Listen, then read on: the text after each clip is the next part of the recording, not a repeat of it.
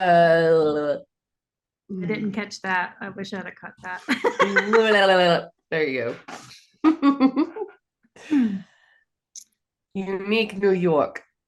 Unique New York. It Is that like helps. a unique? Mhm. Unique New I already York. fucked it up. Uh-huh. Unique New York. Unique New York. I have a hard enough time just saying rural. See, I can't even slowly and like rural. I don't know why. Rural Uh, orchard. Rural orchard. Yeah. rural orchard. It's Oh my hard. gosh, it is. Red leather, yellow leather. Both Red, very hard. red leather, yellow leather. Yeah. Unique New York. Unique New York. Okay. Okay, I think we've done our exercises for the Mercury retrograde. Yeah. Yeah, That's yeah, what it feels like. I yeah, feel like I'm gonna have to do that through the holidays. Just practice, like practicing scales on a guitar or something. yeah, yeah. Learn how to not put my foot in my mouth. Learn Right. how to not put my foot in my mouth.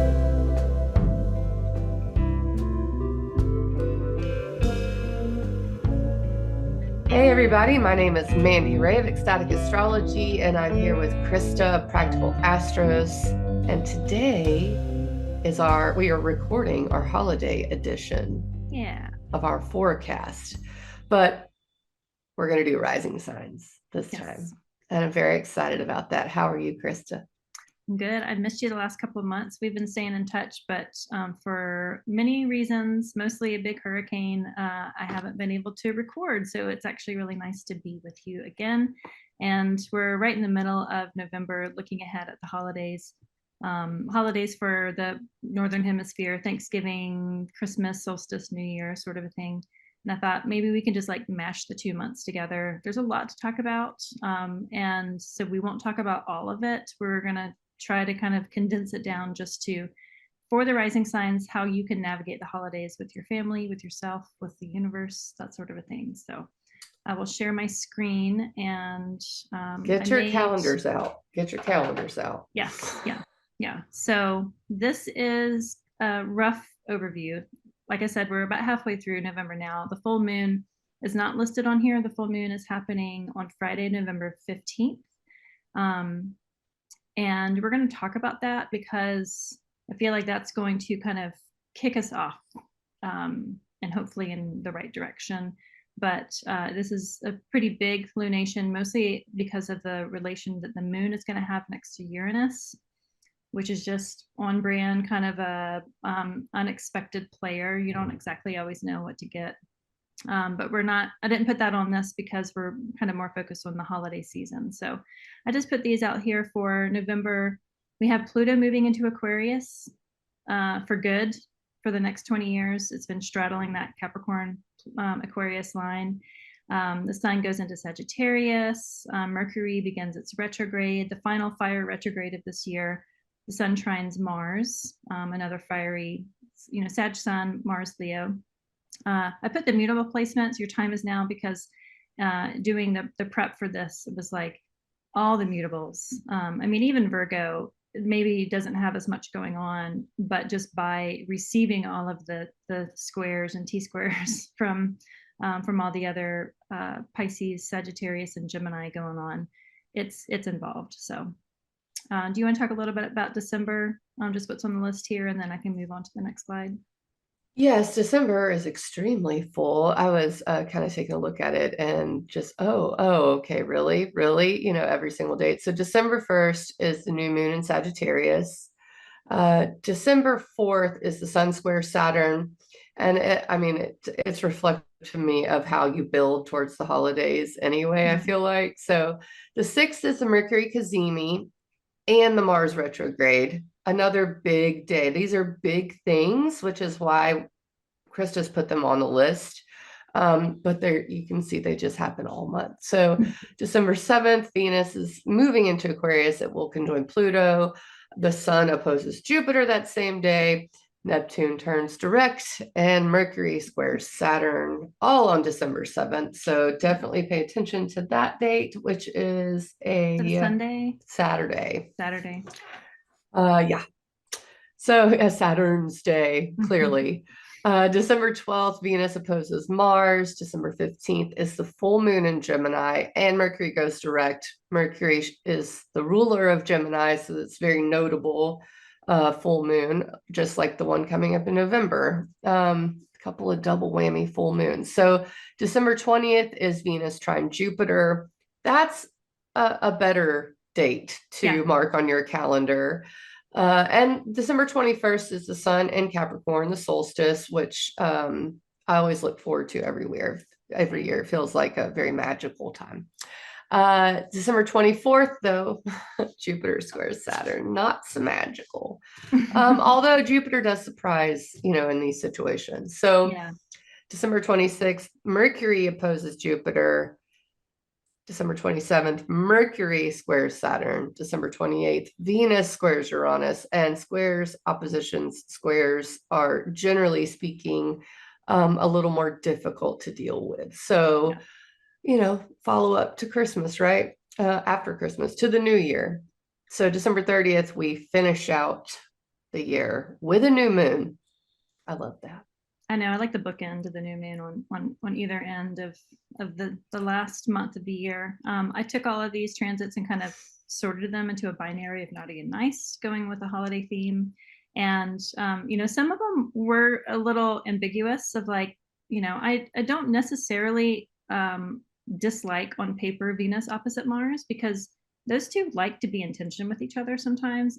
I put it in the naughty list because the opposition is the nature of Saturn. Saturn's a naughty boy, so I just put it over there. But I don't necessarily think inherently it's bad.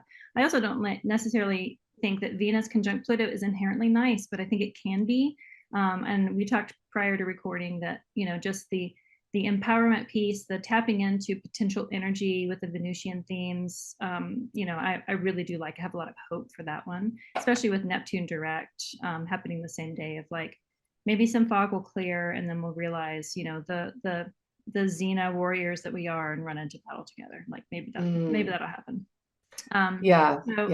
This is kind of what we'll look at for the rising signs of like these transits. But yeah, I put all the squares on the naughty side, and all the Kazimis, and the the ingresses of the sun, because this is the sun story. And And just as an overview, I feel like this whole next 2 months, and we're recording this Wednesday, November 13th. So we're going to be looking at the full moon coming in 2 days from when we record this. Yeah. And it kicks everything off. And I think as an overview, the overwhelming or overarching theme is probably the Mercury retrograde in Sagittarius. To me, it ties everything together. We've talked about that before with the retrograde and how it looks like a thread. And that's what this one feels like as well. And maybe it's because all of these Mercury retrogrades have happened in mutable signs recently. And I think, continuing that theme, but this one's fully in Sagittarius. This one's fully interacting with Saturn, fully interacting with Jupiter. Jupiter is in its home sign. Mercury is in Jupiter's sign. And so all of these things are tied together. And then you add in maybe some of the flair of Venus interacting with Uranus, both by trine and by square, because it will do it by trine and then it'll do it by square pretty quickly. Yeah. And it's just a lot of I think a lot of questions is what this holiday season brings up, questions about what you believe to be true, questions about family, questions about how you deal with family, what your place is in family or what your place is in the world,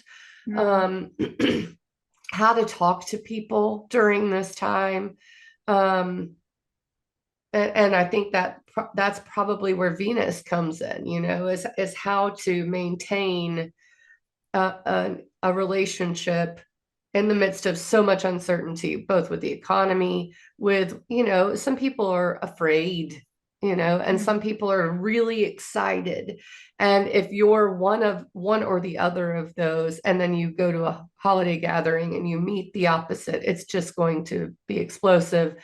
And the explosiveness is where Mars retrograde comes in, I think. Yeah, finding that diplomacy through Venus, I think it would be helpful. And it's so apropos that Venus comes in to oppose Mars just before Christmas. Mm. It's right in the middle of Thanksgiving and Christmas. Yeah. And it's like you had your taste of it at Thanksgiving, you know, and then Christmas, you almost have to deal with it. Yeah. Is what it feels like. You get the taste, you get introduced to the themes with the Mercury retrograde, and then the direct motion of Mercury, which is, what does Mercury go direct?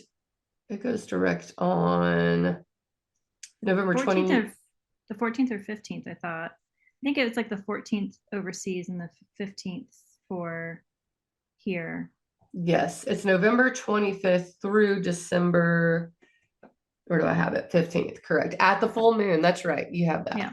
Um, so it feels like that's the bridge. You know, it's like you're introduced to these themes, and you have to think about it and consider it and look at your own structures, Saturn, look at your own beliefs, maybe introduce some new beliefs or Mm. whatever the case may be. And then Venus and Mars are, how do we balance this, you know? So Yeah. as an overview, that's how I feel about the holidays. And yeah, it doesn't feel very different to the last holiday, honestly. I feel like it's kind of had these themes ongoing. We just have one new thing going on. That new thing is Pluto and Aquarius, you Yeah. know? Well, what really stands out for me is it reminds me. So my husband's car is in my name and my car is in his name. Just kind of how we happen to do the paperwork. At least the car that I drive is under his name. And whenever I take it into the shop, I always have to say his name, and I just laugh and say like, "Oh, it's just mutually assured destruction." You know, it's like our cars are in each other's names. That's how I imagine the Jupiter Mercury situation. So when Mercury is in Jupiter's sign, it's not at home, it's exiled, right? It's far away. And then Jupiter has been in Mercury's sign, and so it's exiled. And so like they're exiled, but they're in opposition. So it's mutually assured destruction between the two. So in a way, it's like neither of them are at home or have the capacity to just get to the tools that they're used to getting. So they have to be creative, right? Like necessity is the mother of invention. But they Mhm. have like this tension of opposition. And if you think of Mercury as like breaking things down into little pieces, and Jupiter is like gathering the little pieces together, they're both trying to do the same thing, but they're doing it in seemingly oppositional ways. And so while they're both, we'll look at the full moon in Gemini is like a very curious chart to me. Like that, all of that madness is like really interesting to me. So in the Ides of December, we're going to have a full moon in Gemini, and there's some really interesting moments of that full moon. And I have hope that the nature of those two planets, being that they're both kind of in each other's home, is that they're going to be forced to find a way, choose invention to use the other's tools to come to some sort of diplomatic middle ground through that opposition. And full moons are about illumination. It's when the moon reflects the most light of the sun. And so may lots of light be shown on all of the information so that we can see the little pieces, but we also get the grand picture. There was another astrology podcast that talked about kind of this kind of mutual reception through exile as like, with the idea that two things can be true at the same time. It doesn't mean that the Jupiter's wrong or Mercury's wrong, that maybe like they can both exist, and even realizing that I might be celebrating while you might be scared or vice versa. They can both be true at the same They time with can the both be same true. information. So Yes, yes, absolutely. I love that take.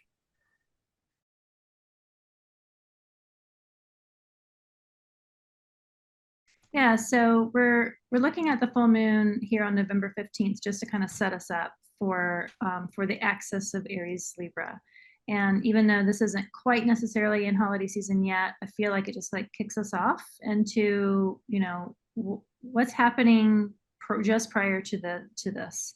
And full moons are a moment of illumination. It's when the sun casts the maximum amount of light on the sun on the moon, and the full moon here, we have the moon in the second house for Aries, and it's in the eighth house for Libra rising. So if we're looking at that second and eighth house axis for both the Aries and Libras in the room, the moon is exalted in Taurus, And so there's a sense of the moon is comfortable here, but even that doesn't necessarily protect itself from the unexpected potential of anything goes with that Uranus right there. So looking at the full moon, particularly because of where Uranus is placed in this lunation, as maybe like a precursor to what the holiday season might portend. So for Aries, the moon's in the 2nd, and for Libras, the moon's going to be in the 8th.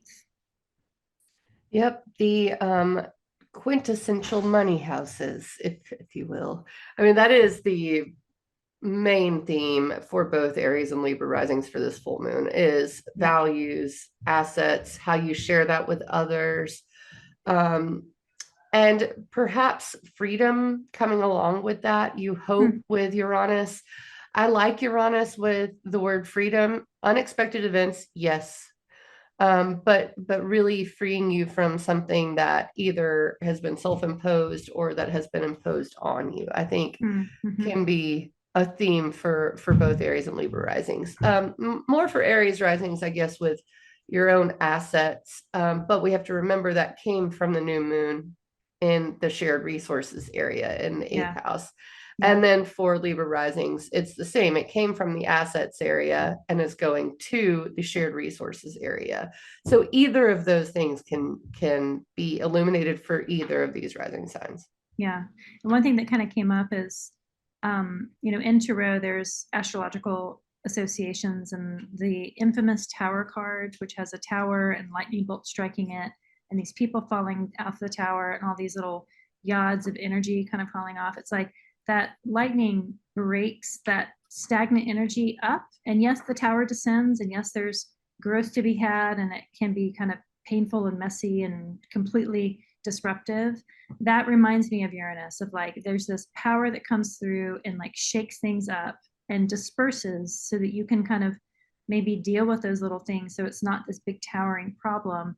And for the Aries and the Libras, maybe it's more that buildup might have been in the money houses, and how it's being released by that connection of Uranus to the moon might liberate or free you from the shackles of what has been bound up and now is being illuminated by that lunation. I do like the idea of sharing or it's balancing. It feels like it's ruled by Venus. Venus is in Capricorn, and Capricorn is structure, so it does feel a little bit of like protective of what's mine, and maybe from something that changes. We are in a pretty radical time with our economy, with things like that. So it does feel like those things are going to be coming up for both Aries and Libra risings. Yeah. And that's really the only true fixed thing we have going on other than Mars and Pluto, which will be, and maybe this portends the Mars and Pluto coming up with the fixed signs being activated, but that's later on in the holiday season. Let's not jump ahead. There's plenty of astrology in between. There is, and that's what I was just thinking. I was like, okay, next up is Mercury retrograde and a new moon, and they come kind of on the heels of one another. And forgive me while I just go back an hour here. Mercury turns retrograde or stations retrograde on the 25th. And then the new moon is the night of the 30th going into December 1st. So it's kind of right there together. And of course, Thanksgiving is right here. So as Mercury goes retrograde, that's going to be for Aries risings, the 9th house, which is truth and adventure. I really love adventure for the 9th house. Yeah.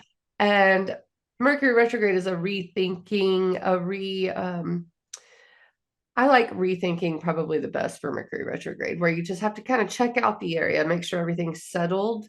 With Sagittarius in the 9th house, that is, what you believe. That's what is important to you in this kind of philosophical way. I think, when people have values, which we just had the full moon in Taurus, and then Mercury goes retrograde in Sagittarius, it speaks to values. I think those two right there together And then for Libra risings, that's in your third house, which is how you speak, how you communicate. Uh, Siblings is the third house topic. And what else can we say? Sacred places. It's, yeah. Yeah, I think of like the house of the goddess for the third house. It's like the local, Mary grotto that's in your neighborhood, as opposed to the church that you have to make a pilgrimage to. But something that we've talked about before is like how Mercury kind of puts into small manageable pieces, and Jupiter gathers them together to have like larger. So I think the concept of values is like all these different beliefs that come together and create like an overarching value. And if Mercury is retrograding, so there's this return or reevaluation or renewal or remember or renovate, all those RE words that you're having to go back to. Is there like a renovation of just all of the collective thoughts that you've gathered? Like, do they still make sense together?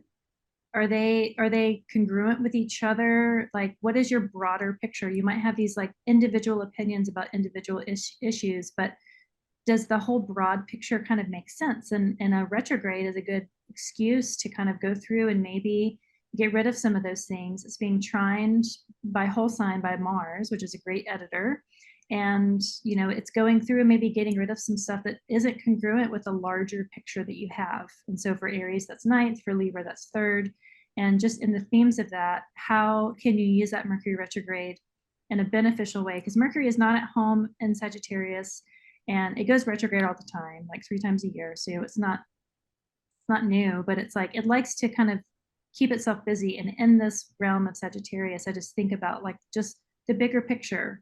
What are the smaller pieces that make the bigger picture, and does it make sense to you still? You get the chance now to change your mind. Yeah.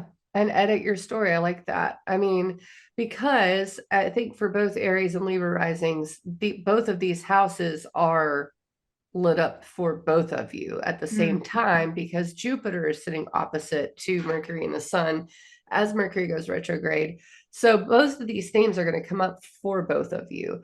So while we're talking about this, don't, just relegate one theme to you and one theme to the other sign that we're doing. They are interlocked right now, which is why we're doing them together, because astrology works off opposites. And the other thing going on is Saturn and Pisces, and nothing in Virgo, but we spoke about how the opposites matter, and especially so when there's nothing there, but there's something occupying the other three signs, because that pushes energy into the empty space.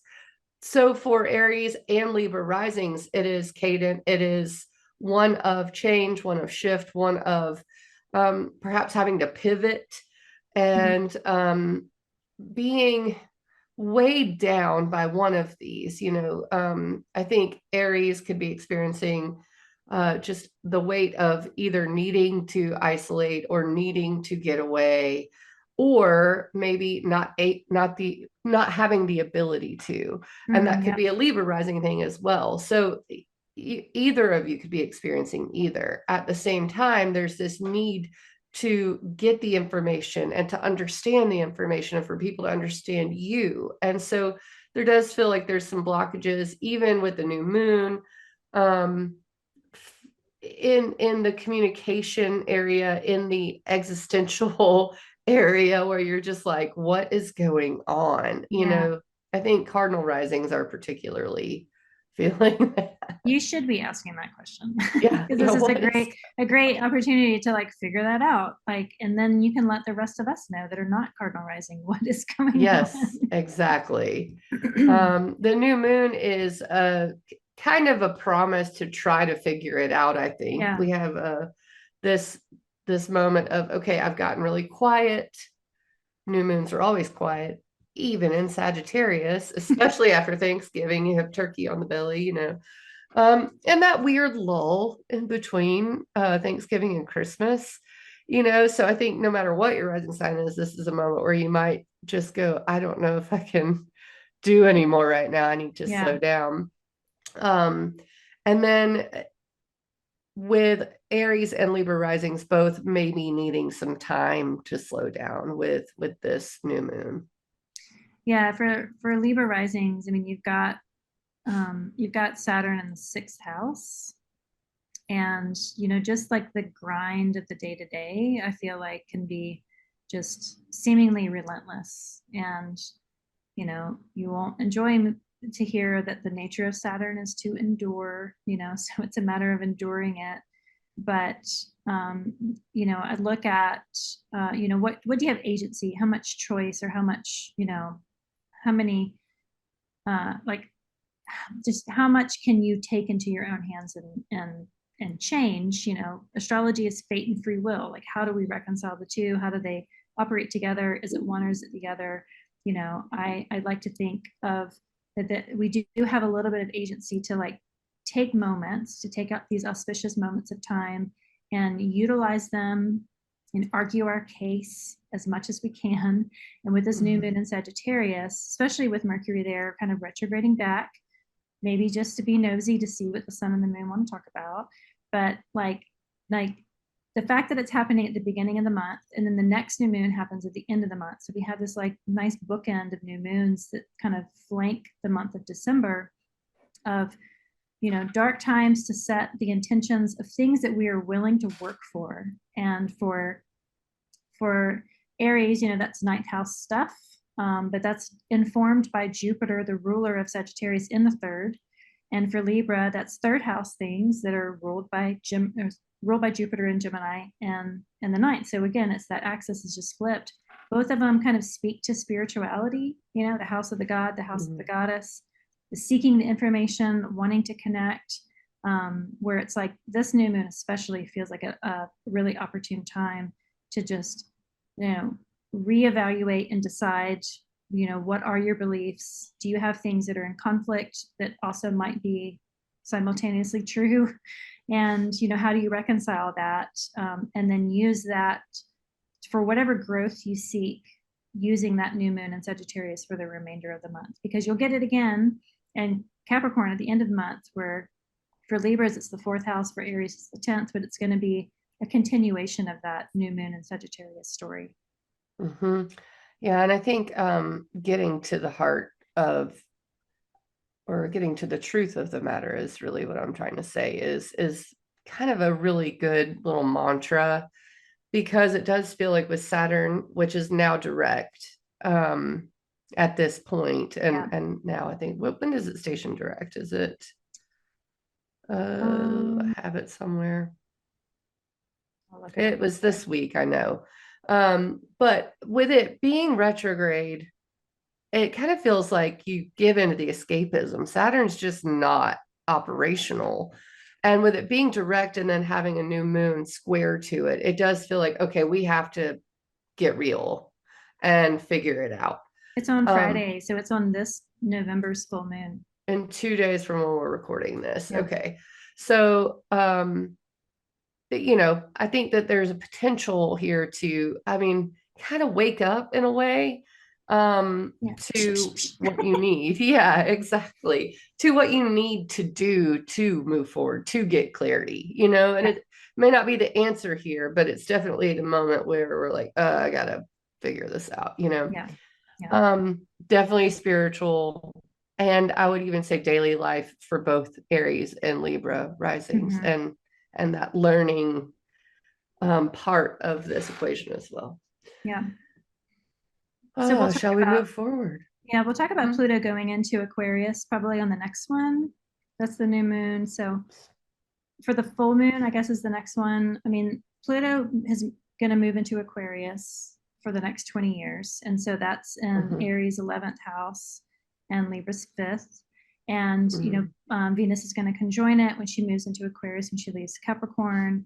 And then Mars is like retrograding back into the opposition to Pluto. So the 5th and 11th house axis, is also going to begin to get in play for Aries and Libra risings, just like the 3rd and the 9th is pretty active with all the Sagittarius activity, and then also just the Jupiter retrograde that's slowing Jupiter down so he doesn't bust through it. But I like Pluto in the 11th, the house, the place of hopes and dreams and the wider social networks and mentorship and mentees. I love Pluto going in there to really help find the potential in all of those 11th house for Aries. And then in the 5th house for Libra, it's like just to have that potential for creativity and access, especially when Venus moves into Aquarius and conjoins Pluto in the house of her joy for Libras. Libra risings, Venus is your chart ruler. Venus is going to be, in Saturn's sign, but Saturn is in Venus's exaltation. So there is a little bit of reception there. I think for Libras, especially, it's going to be like potentially just incredibly creative. But for Aries, they just get to dream big and dream really big of what, how they want to see that Plutonian artistic transformation for the next 20 years. Yeah. Here's a look at the chart with Libra rising, so that you can see it mirrors each other, and that's a good visual to have, because I can just skip back 12 hours and they're opposite. So I think Venus and Pluto. So I should say, before just backing up to the new moon up through December 7th is pretty heavy on all of the themes we just discussed with the mutable placements, including the 9th and we went over that at length. When you get to the 7th is when this really starts, the fixed energy again becomes big. Venus is a good place to look, especially for Libra risings, for the empowerment aspects of it. So Venus in the 5th here in the creative area, it just feels like, the inner child comes out, the need to be the creator in a sea of people for yourself. And then for Aries risings, it's the need to take that creativity out into the world. And how do you do that? I think Mars is going to be the angsty part for both. I think Mars is retrograde starting December 6th. So this week from the new moon through the 7th is just happening. It's just happening. The 6th, Mars goes retrograde. There's a Cazimi on the 5th. And then we get to the 7th and it's like, oh, this place, I need to really look into it. And so I think for Aries risings, that's 5th house creativity. Maybe you have a good network built up and you need to come back to yourself to create. Or maybe it's the opposite. And then for Libra risings, it's like, I might have no network, but I have all these wonderful creations. So I need to take it out in the world, or it could be the same. They reflect each other. So either of these signs could have either of those things happen, especially depending on your own placements, Yeah, and I also wonder, like Mars is going to be retrograde mostly through Cancer. And so at the beginning of this retrograde story, it's crossing that sign boundary. Pluto is going to be there, not moving very fast. So it'll be in direct opposition as Mars moves retrograde back into Cancer. And then again, when it goes forward, Venus is going to go fairly quickly. She goes retrograde in Pisces next year. So she'll start to slow down in Pisces, but in Aquarius, she's pretty fast. So I think of this moment as being kind of particular on its own, but also speaking to whatever that retrograde Mars story is between Leo and Cancer. And so for Libra, it's that 11th house, 10th house axis. And for Aries, it's the 4th house, 5th house axis. So I think for both of them, and maybe for all of us, just because Mars is not happy in Cancer, is but it's very defensive. It's like takes its time to be defensive, even if it does it in like sloppy ways or emotionally charged ways that maybe the cart gets away from or the horse gets away from the cart, that sort of thing. But I think while it's in Leo in retrograde, we have a bit more chance to kind of give it something functional to do. When it goes angular for Aries and Libra, I feel like it's just going to be harder. One, because it's angular, so it'll be louder. And then two, because it's in Cancer where it doesn't light. And then it's squaring all of the rest of the cardinal placements. At least this time it's not opposing Pluto and Capricorn. Like we've had plenty of time for that. It'll finally be out and only square it, or only oppose it when it's in Leo here. So we won't have to worry that until January, but for now. I feel like this is the beginning of the story, and that Venus Pluto conjunction does speak a little bit to that. Yeah, I agree. And I think the key words for Aries and Libra rising for this, I would say for Mars retrograde in Leo until it moves into Cancer, and then Venus in Aquarius is going to be my heart, my creativity versus the network that I create to share it with, or the hopes and dreams I have for that creation. Both of those things come up with this. And I think Mars retrograde, a redo, you could be redoing, if you're Aries rising, how you create, very easily. And if you're a Libra rising, you could be redoing the people that you aim your creations at, or the hopes and dreams you have for something. And I would say a little bit of both for both signs, because they just kind of reflect off each other and ping pong off each other. Yeah. But yeah, this moment, hopefully, I think Christa agrees with me. I mean, some of this Mars and Leo is kind of nice. I mean, it's like a necessary redo, and it's working with the Mercury retrograde. It's in a fire sign. So there's almost like an agreement where we understand this needs to be done, whatever the redo is.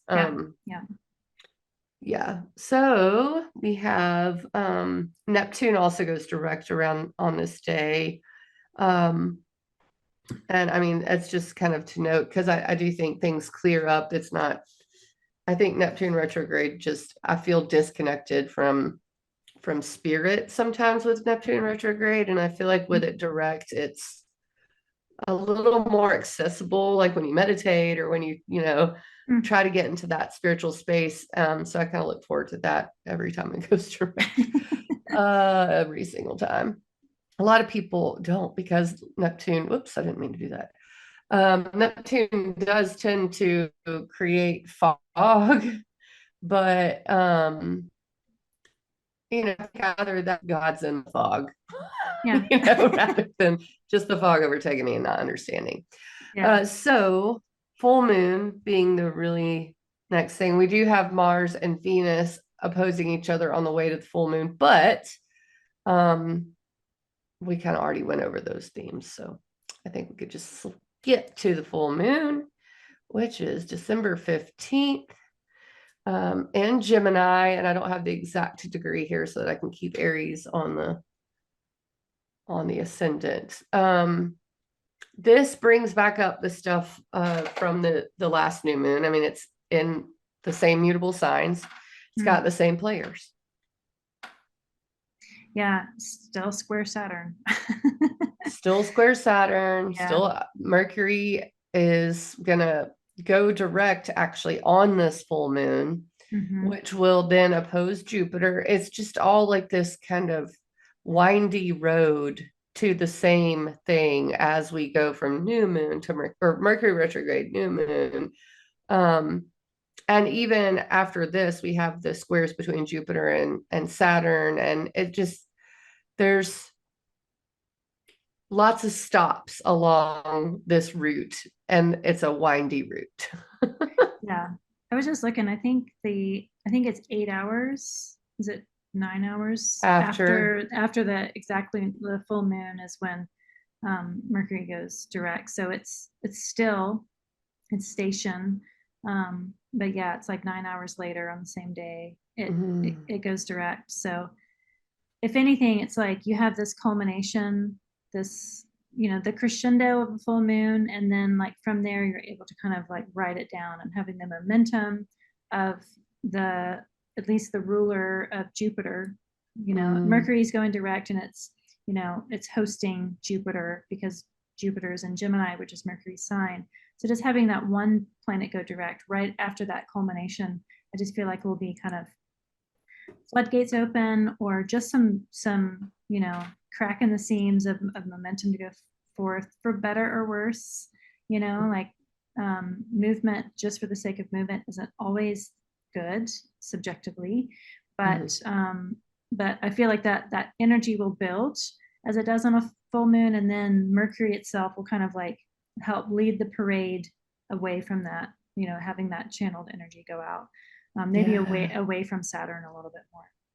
Yeah, that's a good point. Because this full moon is it's going to relieve some pressure, I think, in these areas, especially with Mercury going direct, so the pressure kind of gets released. The sun will square Neptune, and it'll be a little more magical and a little bit like escapist, but this in particular, again, ping pongs for Aries and Libra rising off of the cadent houses, which are all about spirituality, thinking, learning, communicating, and daily life.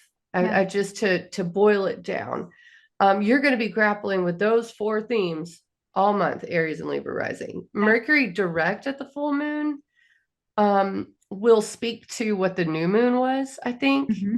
But the full moon in Gemini will speak to the Jupiter story. That's Yeah. kind of how I feel about that. Yeah, that's a good way to put it.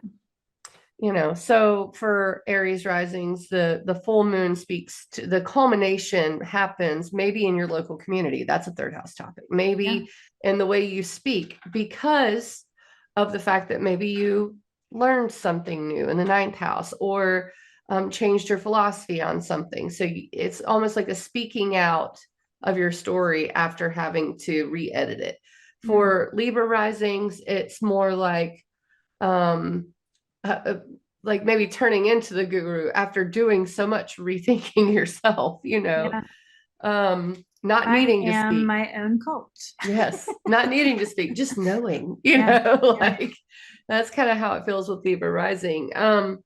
But also I feel like with Libra rising, it could be a pull towards some travel, but maybe some work responsibilities coming in and not being able to do that, for instance. Mm-hmm. So then what you have to do is go back and look at the third house. Maybe we go on a short trip and, take a little retreat in the woods, So I think with the Aries rising, it's more philosophical than it is mundane. And I think with Libra risings, it might be a little more mundane. Yeah. But finding the spirit in the mundane, like you said, it's like that third house can be. And also just for Libra risings, for Aries risings, having Jupiter and then the moon there and in the third, it makes me think of like teachers of small children, like, like, I don't know if that opportunity comes up, but just like sharing the joy and the magic with kids, it feels kind of like a nice vibe for that. So any elementary school teachers, this might be your time. Yeah, especially with Mars in the fifth there, trine Mercury going direct. That's perfect. It's very much I think a moment where we can kind of look at what's going on and understand a little more about it to prepare for maybe the the exact squares of Jupiter and Saturn. What is next? So we have the full moon, then we have the sun square Neptune on the 18th. Venus trine Jupiter. That's going to be really nice. So I like to hit that, which is on the 19th, just very quickly. 19th or 20th, yeah. Yeah, something like that. Okay, so yeah, we got Venus here at 13 and Jupiter okay, so I have Libra rising up. That's right, 13 to 14. Okay, let's clear all this out so I can get it clear. So this should be Aries here. All right, so Venus for Aries risings, I like to give this as a little gift moment, I feel like. So it's like, just write this one down. Venus is in your 11th house of networks, hopes and dreams, goals. The 11th house also is nonprofits, which is an interesting thing. I always love the 11th house for networking. I think it does really well. And I think this is a great networking opportunity for Aries risings, or like, maybe meeting someone and being able to connect with them or something like that. Yeah. I don't know. Especially because Venus rules the 7th house for Aries. It rules the first for Libras, but just having Venus up there and Jupiter's joy of the 11th, really bringing in bonification, after like being supercharged by Pluto. It's past the opposition from Mars, and now it just gets to kind of ride, you know, wild and free with that beautiful trine from Jupiter down there in the third for Aries. Yeah, I mean, I think that this is, I think maybe a holiday solstice party, you know, having like being able to kind of pull that energy, especially for Aries risings, you know, even if it's just a social network for work or career or trade show or whatever, it might just be like a fun chance to just like meet cool new people that are very strange and out of your comfort zone, you know, but you have this Venusian connection with. And then for Libras, having that in the fifth is, you know, again, it's like connecting with these creative, you know, people around you. It could just be like close friends, you know, it's below the horizons. It's a little bit more personal. It could be women, it could be, you know, females around you, or just being inspired by feminine energies to create something. It's past the opposition from Mars up in the 11th. So it's like got free reign now to just be that creative self. And Venus pulling in the trine. The trine is the nature of Jupiter. So it's that supportive thing, and it rules your first house of self. So I really do think that this is kind of a blessing. The fifth and the 11th houses in the theme of Mundi are where the benefics find their joy. So it's just, they're like the best, you know, houses anyway for like just good things happening. All the fun stuff gets like shoved in the fifth and the 11th. So the fact that you've got this, you know, the night queen of Venus, like in that trining Jupiter from Gemini, I think is pretty lucky for Aries and Libra.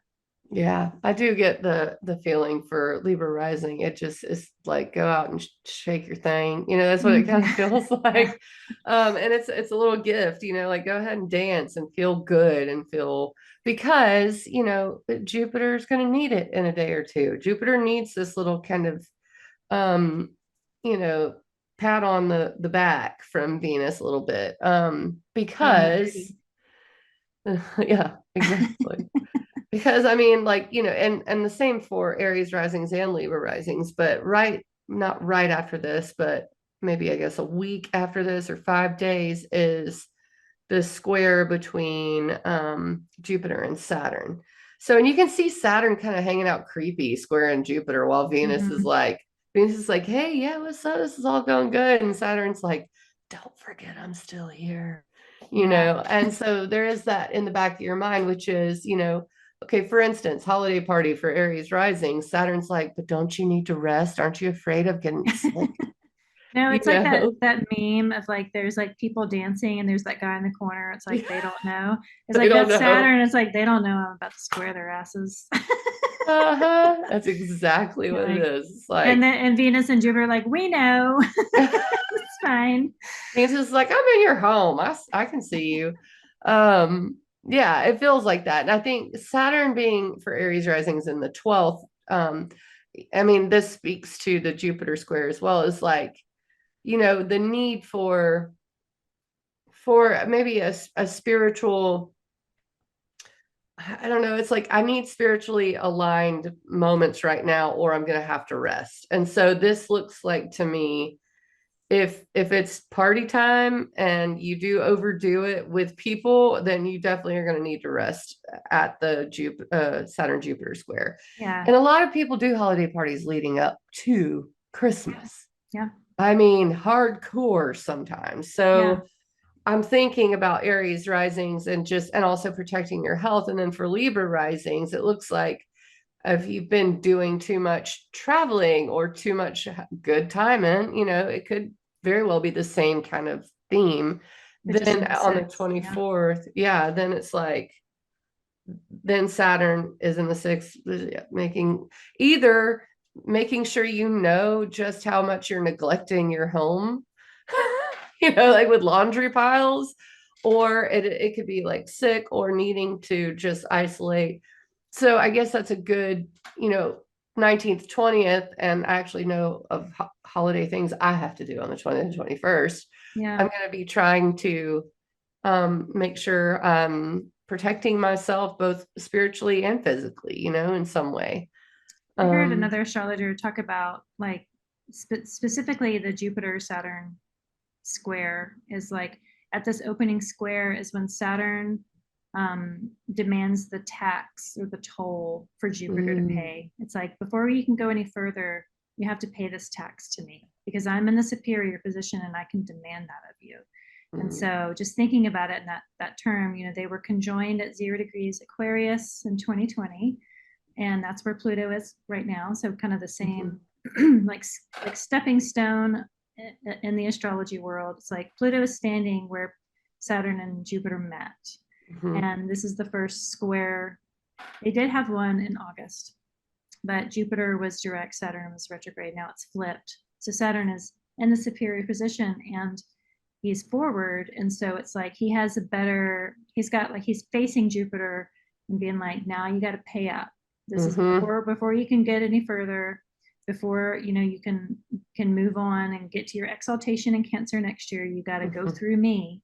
And so what taxes is the Pisces house demanding on the Gemini house for Aries and Libra, for all of them? Like, just thinking about it in that way, it's like, what price do I have to pay to kind of keep going? And there you will find the dilemma of a Saturn square. Yeah, exactly. And I think for Aries risings, the third house of how you listen, I like that. Whenever there's a thing I feel like I need to learn from a transit and it's got either third house or Gemini, and it makes me feel like I need to listen more than I need to speak.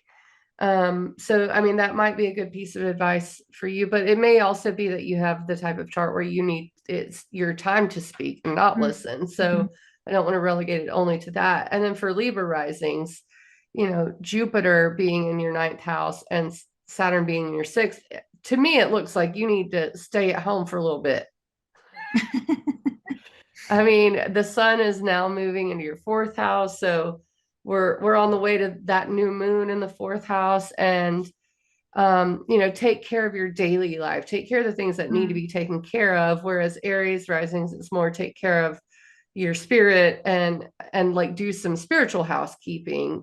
This is like, you need actual housekeeping. Actual housekeeping,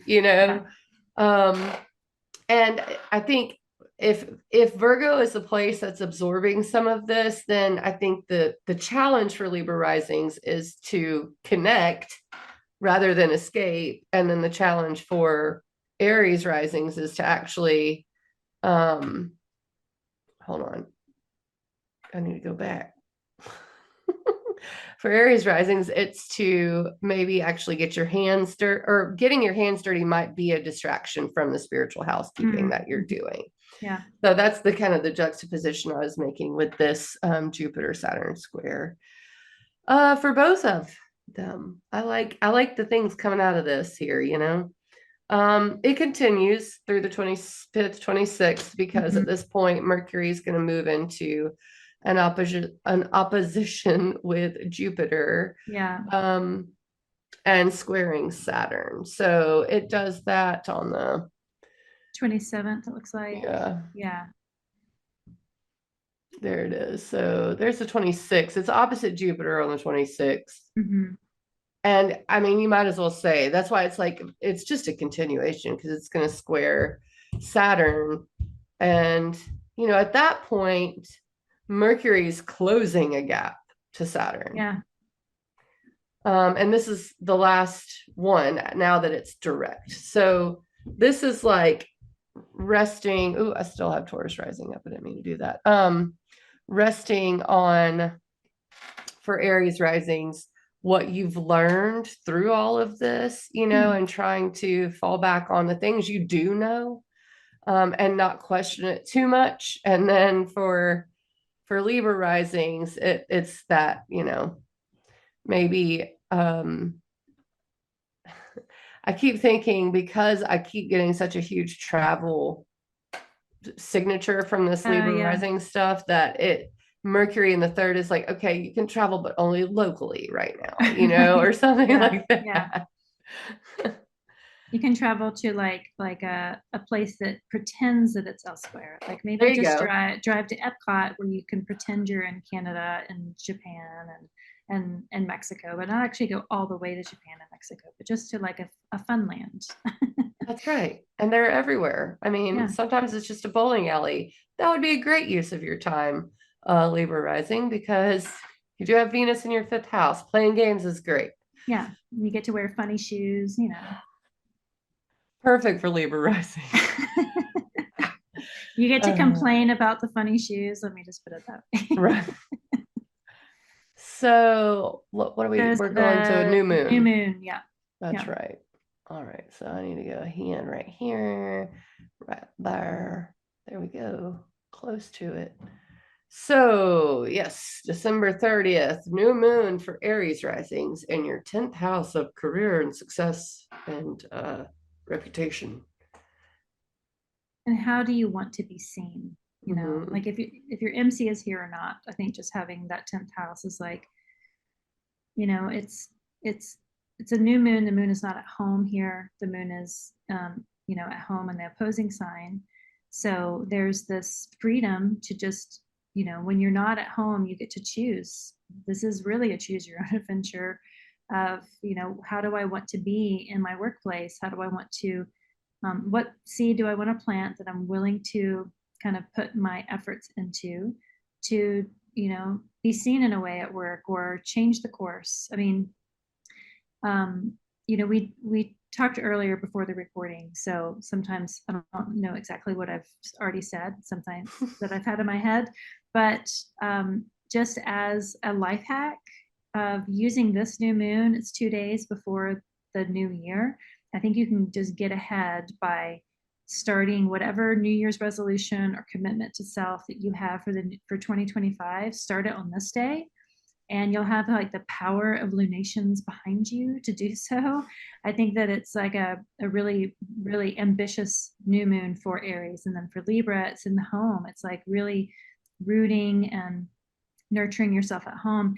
And like, to be fair, Libra has had the South Node transiting their first house for a Mm. while, and it's going to leave. And maybe this is the just like the final recharge that you need with a new moon of like of putting limitations or boundaries, which is kind of a Saturnian thing of you know, what your limits are around, you know, the commitments that you have to others. Like, what is limiting you from just being at home and having kind of that yin receptive, dark nourishing time. Once the South Node moves into your 12th house, it'll be a different story. But just the South Node in the first, you know, can be this like can be a drain. It can also be a place that you're just comfortable like resting into. Like oftentimes it just kind of looks like one of those hammock chairs that you can just kind of like hover and like relax in. So may the South Node be more of a hammock chair and less of a drain for you for I don't know that it's the best. When does it switch over? Is it in February that it switches Just over? So we might have another maybe, moon afterwards. yeah, there may be one more. But yeah, I agree with you on all that. And I think I get the feeling that as we go into January 1st, Mars is going to oppose Pluto and go This is back the into last new Cancer. moon. It's the Yeah, last new moon before it switches, because it the next is. new moon will be in Aquarius and the Mm-hmm. nodes will have moved. It's 29 degrees 59 minutes in Pisces, Virgo. So this is the very last new moon before the nodes shift. So There you go. So, and appropriate as it's square to it, which mhm. is kind of like a skip step or a stepping stone or something like that. And I get the feeling that with Mars moving back into Cancer, that this new moon is very important for grounding, for intention Mhm. setting, because Mars has already been in Cancer once. That's Yeah. for Libra rising, the 10th house of career. There could have been problems there. It could have been stressful. And Mars retrograde is a chance to redo, Yeah. right? So if you put a lot of energy into your career area, your public reputation, or you took a hit to it, you do have to come back home and you have to Yeah. reevaluate and you have to make sure you're settled and you're emotionally nurtured. And then you're ready again to go back out there and redo whatever happened on its first Mm. go forward. So same with Aries rising, it could have been that there was turmoil in the home or with, Mhm.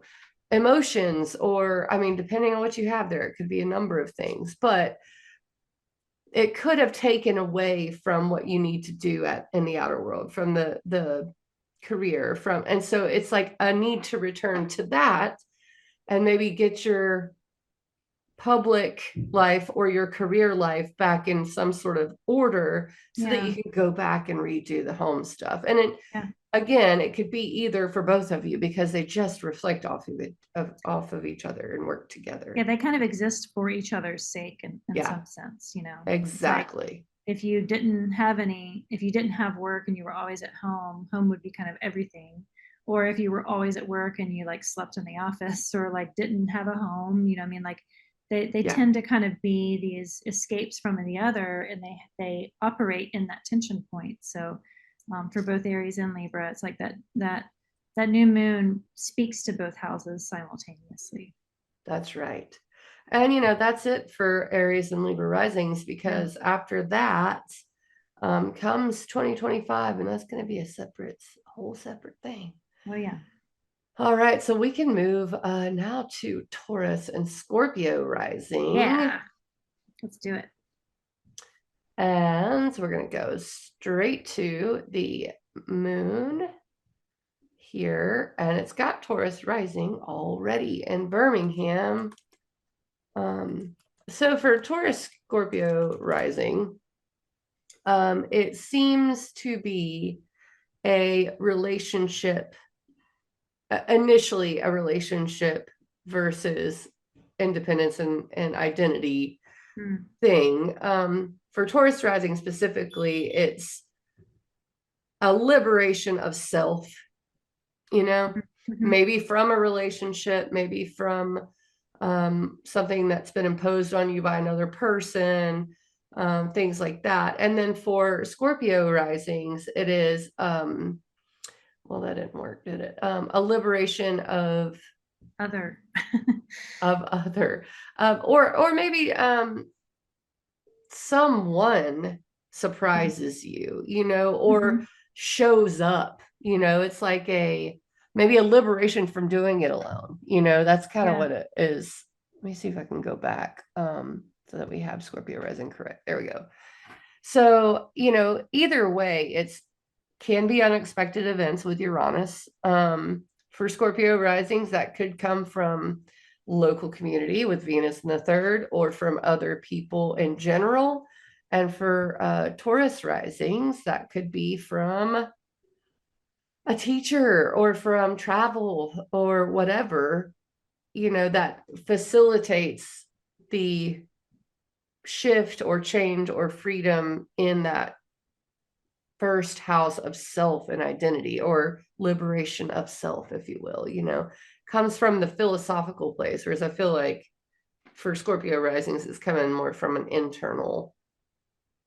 Yeah, and for Taurus risings, you know, so Taurus is ruled by Venus. Venus is up there in the ninth house of just the house of value. And so is there an illumination from your relationships to you that kind of shines light, and that inspiration of wanting to add more or have less, you know, that having that jolt of lightning bolt inspiration that comes from Uranus, or having the disruption of like, I'm ruled by Venus and my values are X, Y, and Z, and they do not reflect in this relationship that is reflecting back on me, and I just need to get out. Right? Yes. It can be like that.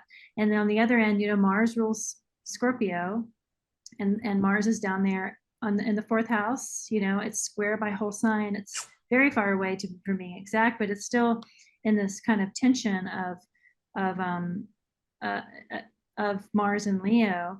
And you know, so we're going to get to the, you know, Mars and Venus will oppose each other from Aquarius Leo axis, but for this one in particular, for Scorpio, it's like that tension between, this is a lunation that's ruled by Venus, but Mars rules the sun. And so where is this kind of grit coming from, that seems incongruent with kind of the values that that Venus has, you know, in the third for Scorpio. So that can just be like the values that you hold about your immediate community or your relationship, you know, with your sisterhood, or just the small, your smaller networks, your more intimate networks, your text threads, like who are those people?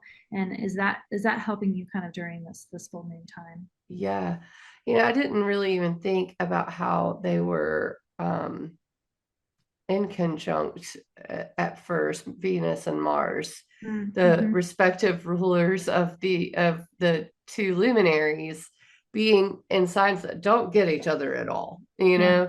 So what for Scorpio rising, what the sun wants and Mars want seems to be more of a reputation or a recognition, and what the moon wants is more of I don't know, familiarity with people rather Mm, than this reputation or career success. And so they're trying to work it out. And I think yeah. maybe the full moon with Uranus will help open that up. And the lightning bolt strikes and goes, oh, well, that's how I make them work together. Yeah. Maybe there is that. And for Taurus rising, the Uranus part of it is maybe it works together, my values and my philosophies with my I don't know, need for safety and security, Mm. my desire to travel and adventure or learn new things, versus me kind of being in my little crab hole. So Yeah. Yeah. Taurus rising, may decide to redo that safety and security area based on this Venusian thing going on in the philosophies and Yeah. adventure area. Yeah. So I like it. I like the full moon. I don't think it's bad. I mean, scary, none of it. I think it's quite exciting actually for both Taurus and Scorpio rising. Yeah, and honestly, being one of these rising signs, the eclipses that happened, in this axis, 2021, 2022-ish, we survived that. And like this full moon ain't got nothing on those boys. So Hmm. yeah, I'll take this one.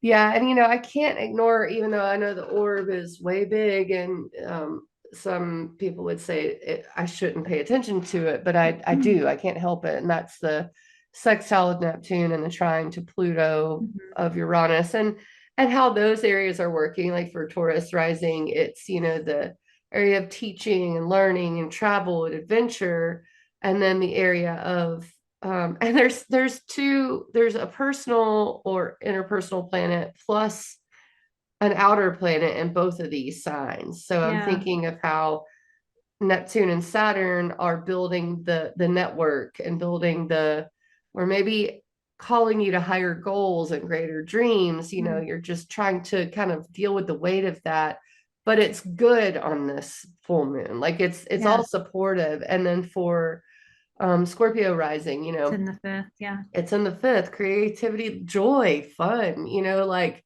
it's funny that I think that can weigh on people if you know that you haven't had much lately, or that there's this, need for it. And then Pluto and Venus being in the third, maybe it's about, how to invite that into your daily life or to think Yeah. about that and structure that, and I think community can help with that fun part for Scorpio rising. Yeah, And maybe this portends for the Scorpio Taurus risings, if we're looking at the full moon as kind of a prelude to the whole holiday season, we kind of, hazard a warning to Libra to maybe stay home.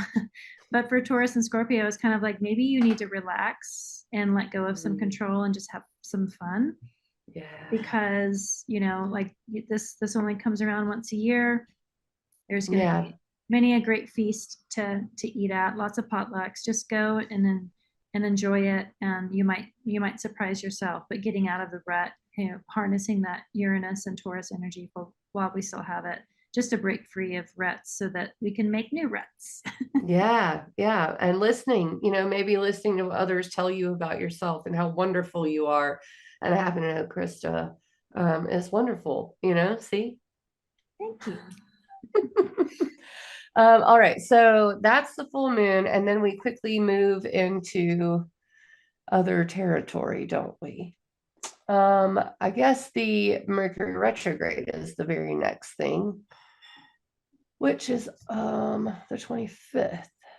Go back one day, please. A couple days. Here we go. Mercury this is retrograde. in the money houses. Mm-hmm. And this is when we shift into brand new territory that will keep coming up for both Scorpio and Taurus rising. Yeah. So, do you want to start this one off, or do you want me to? I'll start it. So for Scorpio risings or Taurus risings, either one, we're looking at that second and eighth house axis, and because Mercury is in Sagittarius, which is Jupiter's home, and Jupiter's in Gemini, which is Mercury's home, you have this mutually assured destruction, tension point between them just by whole sign. And at this point, Mercury is still direct, but Jupiter is not. And yeah, I mean, just for the Scorpio rising chart here. That's with Mercury retrograde. Oh, there you go. Okay. I wanted to make sure it showed red. Yeah. Okay. So Mercury's retrograde, Jupiter's retrograde. For Scorpio rising, Sagittarius is the second house. So it's the house of skills and resources and values, and how you're building that succeedent house, wants to grow into the first. So there's like this momentum or this will, and having the retrograde, currency planet of Mercury being in a currency house of the second for Scorpio risings is like what sort of communication or reevaluation of how you make money, of how you choose to spend your efforts and time and your value and your skills and utilizing your resources in order to generate income. And how is that related to other people, and how you're bound to other people, whether it's through contracts or, familial lines and inheritances and all that. But honestly, it's like the bonds that you have with other people that's also kind of bound up with money or just value itself. That tension point, it's like you have the mutually assured destruction comes to mind, because it's like you both might have opposite ways of dealing with the same issue, but you're working on the same issue. So it's coming to reconciliation. And for Scorpio, having Mercury in the second, it's like, what can you do? For Taurus, it's like, having Mercury in the eighth, it's like, how can you best facilitate it with the people that you're bound to? Because you might have a little less agency of it being up there in the eighth. But just it speaks to themes of money and financial bondage, for however, whether it's through contracts or not. Both of these houses are not seeing the ascendant. The second has a little bit less kind of bad rap of being averse, but it's still averse. And so it's kind of like, what can you do behind the scenes so that when things shift, you can kind of move into that angular place a little bit better fortified. And the best thing about a retrograde is the chance to kind of go back and redo things or rethink things or renew things, all of that. For Taurus, it's the Mercury up there in the eighth, and for Scorpio, it's Mercury in the second. Yeah, and I mean, as we move forward towards the new moon, which is just a couple of days after this, there it is. Took me a minute. Now I gotta get back to the right rising signs. The new moon really kind of brings in the square to Saturn, I think. So you've got Mercury retrograde for Taurus rising in the eighth house, shared resources, maybe rethinking how you share with others, and especially based on what you have with Jupiter in the second. But then Saturn brings in this new kind of flavor, which is, and what are your goals for Taurus rising? And for Scorpio rising, it's, are you having any fun at all? So it's kind of like this thing where, and again, Virgo's the fourth point. There's nothing there. The node will soon be there. Nothing there right now. And actually that's kind of a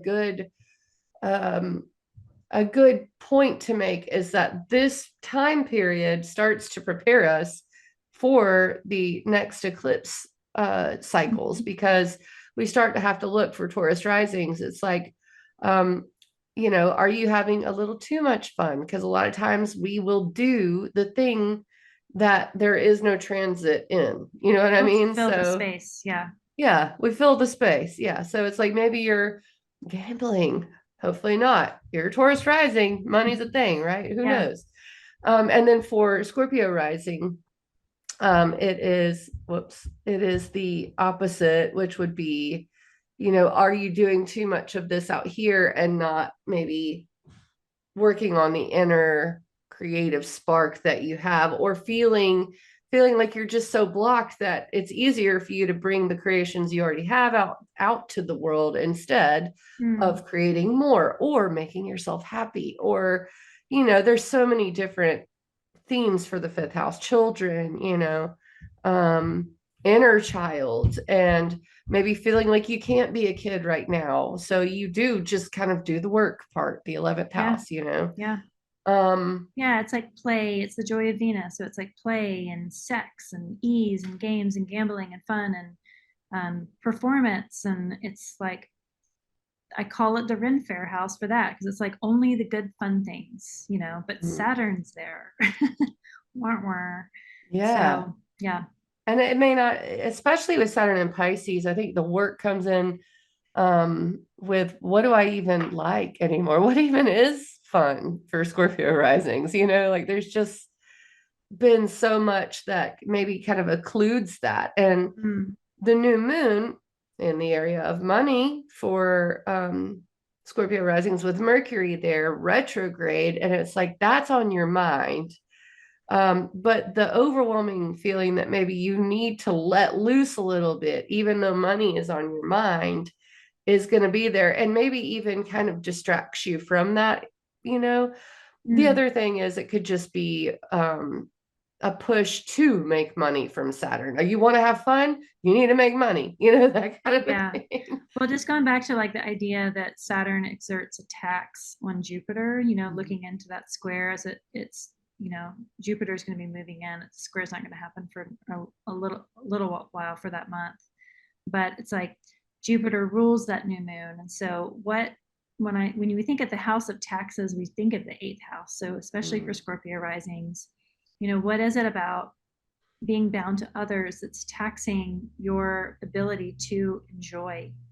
And is it that you just need to make more money so you don't need the other people so that you can like have more fun, or is it that you need to like understand the value of your own skill so that you don't realize that you are bound to those people as much as you think you are? I mean, the devil card in tarot has two people that have chains around their neck and they look trapped. But if you look at them, like they could easily take those chains off, and it's just being reminded that like maybe we aren't as bound as we think we are.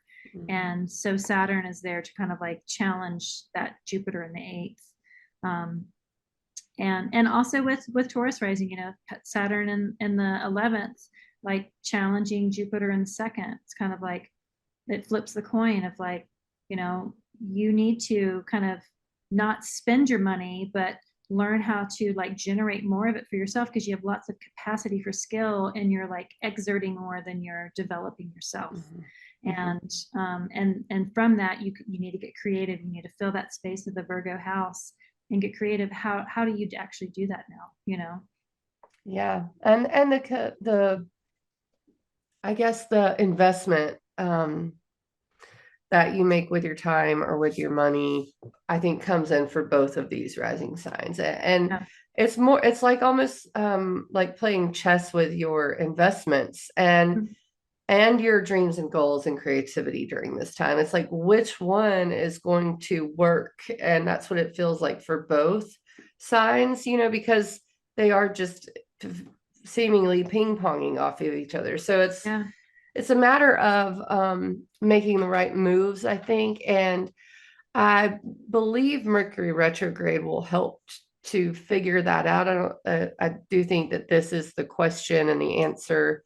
I mean, even though I don't think the answer comes for, maybe through till December and later, even after the Saturn Jupiter square is over. But this is definitely a moment where you are planting the seed of what you're investing your time or money in, who you're investing your time or your money in, Yeah. and the creative projects that you're investing your time or money in, the joy, the fun, all of that, the networks, it just feeds on each other. All of these areas for both rising signs will continue to feed off of each other Mhm. and shift around each other through till definitely late December. Yeah. Yeah. Okay, so I mean, speaking of, I think that's where we kind of are for the next 7 or 6 days, I think is what we were saying, up through the Yeah. 7th. December 6th and 7th, it's like we have kind of a week after the new moon. The sun will square Saturn, there'll be a cazimi, and Mars will go retrograde.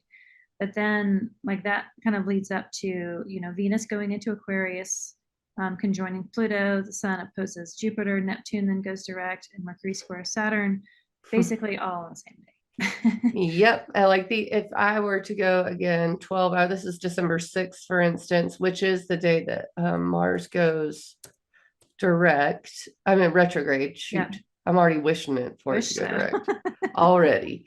But if I just go forward 12 hours, you see that these things are happening all in the same area. Mhm. December 5th is the Kazemi, or 5th and 6th, whatever. It's all happening all week, Yeah, basically. And then you get to the 6th, and then it really is okay.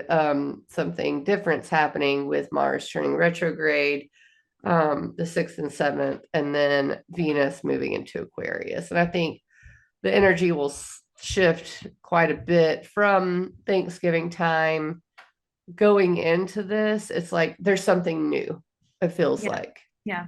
Well, especially because, like, so Mars rules Scorpio and Aries. And so for Aries and Scorpio risings, like your ruling planet is now going retrograde. That's going to change, that's going to shift a lot of areas of life. Just like, Jupiter rules Pisces and Sagittarius while it's retrograde, Pisces and Sagittarius risings. It's like it's a different vibe than it is when your ruling planet is forward. Only Leos and Cancers do not have this experience. All of us have this experience of our ruling planet going retrograde. And so, I mean, Cancers and Leos get eclipses, so but that in itself, the retrograde, I mean, when it retrogrades into Cancer, it tells a very different story. While it's in Leo, it's I feel like it's more functional and maybe more easily identifiable as how we can mitigate it. But just for Scorpio and the Aries risings, having it go retrograde does kind of change things a little bit. It's moving into the opposition with Venus first and then Pluto, but then it starts to kind of bring in that join the fixed party that Pluto kind of began when Pluto went into Aquarius on like the 19th, I think, of November. Yeah. Venus being I think the better of the two, right? In this moment, I think, especially as Venus passes Pluto, I think you Yeah. get more of that. And Venus for Taurus risings in the 10th house of career and public reputation, Mars stationing retrograde in the 4th house of home and family. That could be a troublemaker around that time, just because a station generally is louder, Mhm. so anytime a planet's going slow or is really still, it's loud. Yeah. And I think Mars being a redo, Taurus may have the redo option of the home, family, safety, security area, with the maybe gift or empowerment in the 10th house of career, and public reputation, or at least the need to balance that area. The gifts are there. And then you have Scorpio rising with, I Well, think, can I just speak to that a little bit? yeah. Because the same way that like Mars is going retrograde to kind of like trip up the Scorpio and Aries, Venus is passing through Pluto, and like who knows what sort of like really like hot potential like empowerment, magnetism, like real grand, fresh Aquarian energy she'll gain. And that's the chart ruler for Libra and Tauruses. And so, like, even though it's up there in the 10th house career, it also feels like it will change just the nature of the experience that the Tauruses have, because they have this newly, freshly, like, plugged in power from that Pluto, as well as Libra. But because it's up there in the 10th, it might just be more obvious to those around the Taurus risings to be able to see it. For Libras, maybe they will feel it more internally than it will be seen. Yeah, Taurus rising feels like it's being ushered into some sort of leadership role with Saturn in the 11th Mm-hmm. and Venus, Pluto in the 10th. And I mean, I don't think that that necessarily, I think again, for Taurus, it could reflect and be a home thing, in some way, if it were to happen that way. Could be a relationship thing, with nothing in Scorpio right now for Taurus risings. Yeah. And the same being said for Scorpio risings, where, the Mars retrograde is going to be ruling the Scorpio risings in the 10th house. So the redo of the career direction, or, image or whatever comes out of that, with Venus being in the fourth house of home and family and emotional security, and almost just like rooted down. It feels like Scorpio risings are pretty rooted down during this moment in a way that allows the redo of the outer area. Mm. And in the same way, it feels like, what is a Taurus risings has is the stalagmite, is the what Venus Yeah. is, rather, or the tight. It's the tight one, right? Right. It Um, holds on tight as it hangs. The stalagmites, the Scorpio, the stalactite is the Taurus rising. That's right. Yeah. And it's like, so I think the Taurus rising is like looking at, okay, maybe it's time to grow the stalagmites from the ground. And, you're holding tight up here, dripping the water down.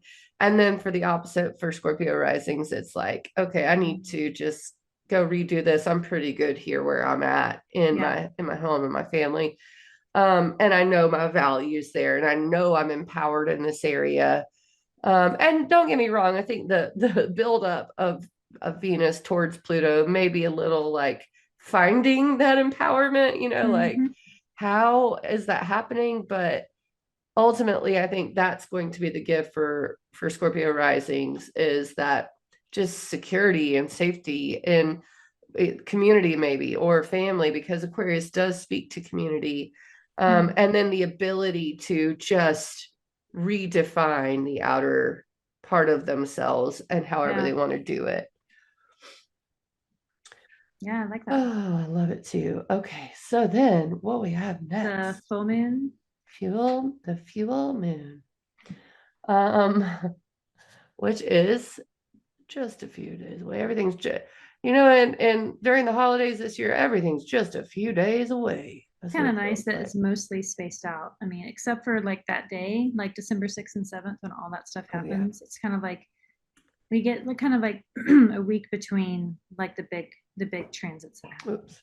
Yes, that's exactly right. I do feel like that first week, you're right, is like, whew, Whew. oh, that's a whew.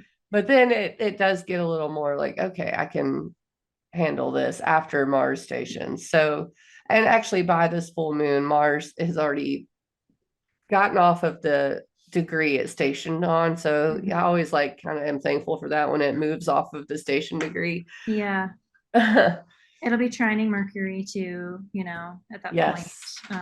Moving into the opposition with Venus. Or no, moving away because it's retrograde. It's moving into the opposition with Pluto. Mm-hmm. Yep, Yeah, that's but right. this full moon for Taurus risings, you've got the moon with Jupiter there down in the second house. Again, it's kind of speaking to the money, with the sun up there in the eighth. I mean, I love this for Taurus I do risings. too. I'm like, just go buy a scratch off. Yeah, it does feel like that, with particularly with the fact that on the way, because Mercury is stationing direct here. Yeah, And on the way to that, there is this sextile between Venus and Mercury that I really love, yeah, leading up to this full moon. So, and I like to think of these things as like handing things off, right? So Venus hands off a little nod to Mercury, which then has a full moon in its home sign, an illumination of that money area. Venus is in an air sign, the moon's in an air sign, so it does feel like this is fortunate. And yeah, Mars is retrograde and going to oppose Pluto at some point, but it's not really a concern here. It's more of a actual, feels like a flashlight almost, not just the full moon, even Mars It's like these things are just becoming known, it feels Mm. like. Mm-hmm. And then for Scorpio rising, full moon in the 8th with Venus down there in the 4th. To me, that I mean, it does look like, someone's, if you have rich grandparents, they decide to give you a gift at this time. It does, it Yeah. could totally be that with Venus in the 4th house, but there does seem to be some things supportive from someone else's money. I mean, heck, it could be a loan. You don't want to sign a loan during Mercury retrograde, but in your 2nd house, but It also reminds me, the 4th house is like the trap door to the underworld and the ancestors. And even though the 2nd house is like the gate to Hades, right? But the 4th house is like that taproot to how you're connected and to, any sort of spiritual work. I feel like you can really ground yourself and connect in a physical way through the 4th. And so, yes, money houses, but then also because the 8th is occluded from the 1st. And so the 8th kind of has to operate and communicate in other realms. So through divination, through prayer, through chanting, through meditation, through sound baths, whatever you do, having the moon there illuminating it, having Jupiter there expand it. Jupiter as a teacher, the moon as circumstance. Like, is this a great day for Scorpio risings to kind of be a part of like some sort of occult learning session or meditation group or just like kind of commune with your own kind of wood spirits that are surrounding you, because you have that Venus and that Pluto in the 4th kind of tapping you into that underworld, and then the moon and Jupiter in the 8th kind of also tapping you into communication from ancestors or spirit guides. I mean, tangible money aside, I just wonder if this also is like a chance for Scorpio risings to kind of connect in that kind of deep, dark, magic, potent way, oh yeah. just from the occult, Yeah, like you plant a nickel and you grow a $200 tree, that'd Yeah, be great. So yeah. it does feel that way, especially knowing that the new moon for Scorpio risings was in the 2nd. Mm-hmm. It's almost like intention and then the fruits of that labor through I mean, occult practices, meditation, prayer, whatever that is to the native. But I think Yeah, with and a cult just for like not like Satanism or whatever, yeah, because like we're in the South, and so you hear a cult and you're like, yes, oh, are you like a Luciferian? yeah, yeah. Um, but it's like a cult meaning occulted from vision, so it's not clear to others. Like it's something you do for yourself. It's not something that you advertise or you put as a story on Instagram. It's something that you hold very sacred into yourself, and like you hold it precious, but you don't necessarily shine a ton of light on it, because the dark houses are dark for a reason. They don't want to necessarily be seen. And so to me, it's like very personal houses. And for the 8th, though, because it's above the horizon, the fact that the moon and Jupiter are there, it's like bringing illumination to a place that doesn't often have a flashlight on it. So is that this illumination of your own, spiritual work? I just wanted to clarify that for some people that might be Yeah, confused about the word occult. yeah, It's just means occulted. hidden. It just means hidden, and but in the South, anything hidden is devil. So I just wanted to like bridge Yeah, the gap a little bit between using that vernacular. exactly. Yeah, Yeah, if it were a true occult, we probably wouldn't even say the word. right. And the way that the Southern, at least I know I live in Alabama, so in the way these people use it, and I have in the past, now I understand. Yeah. It's all about illumination, baby. Okay. Christ means light. I mean, come on. Right. Yes, exactly. Um, so the full moon, I think that kind of takes care of that. I mean, there is so I think the next thing would be the Jupiter Saturn square. Yeah, after Yeah. this, Yeah.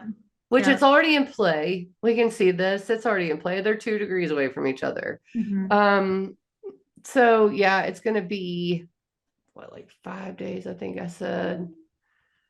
The 26th.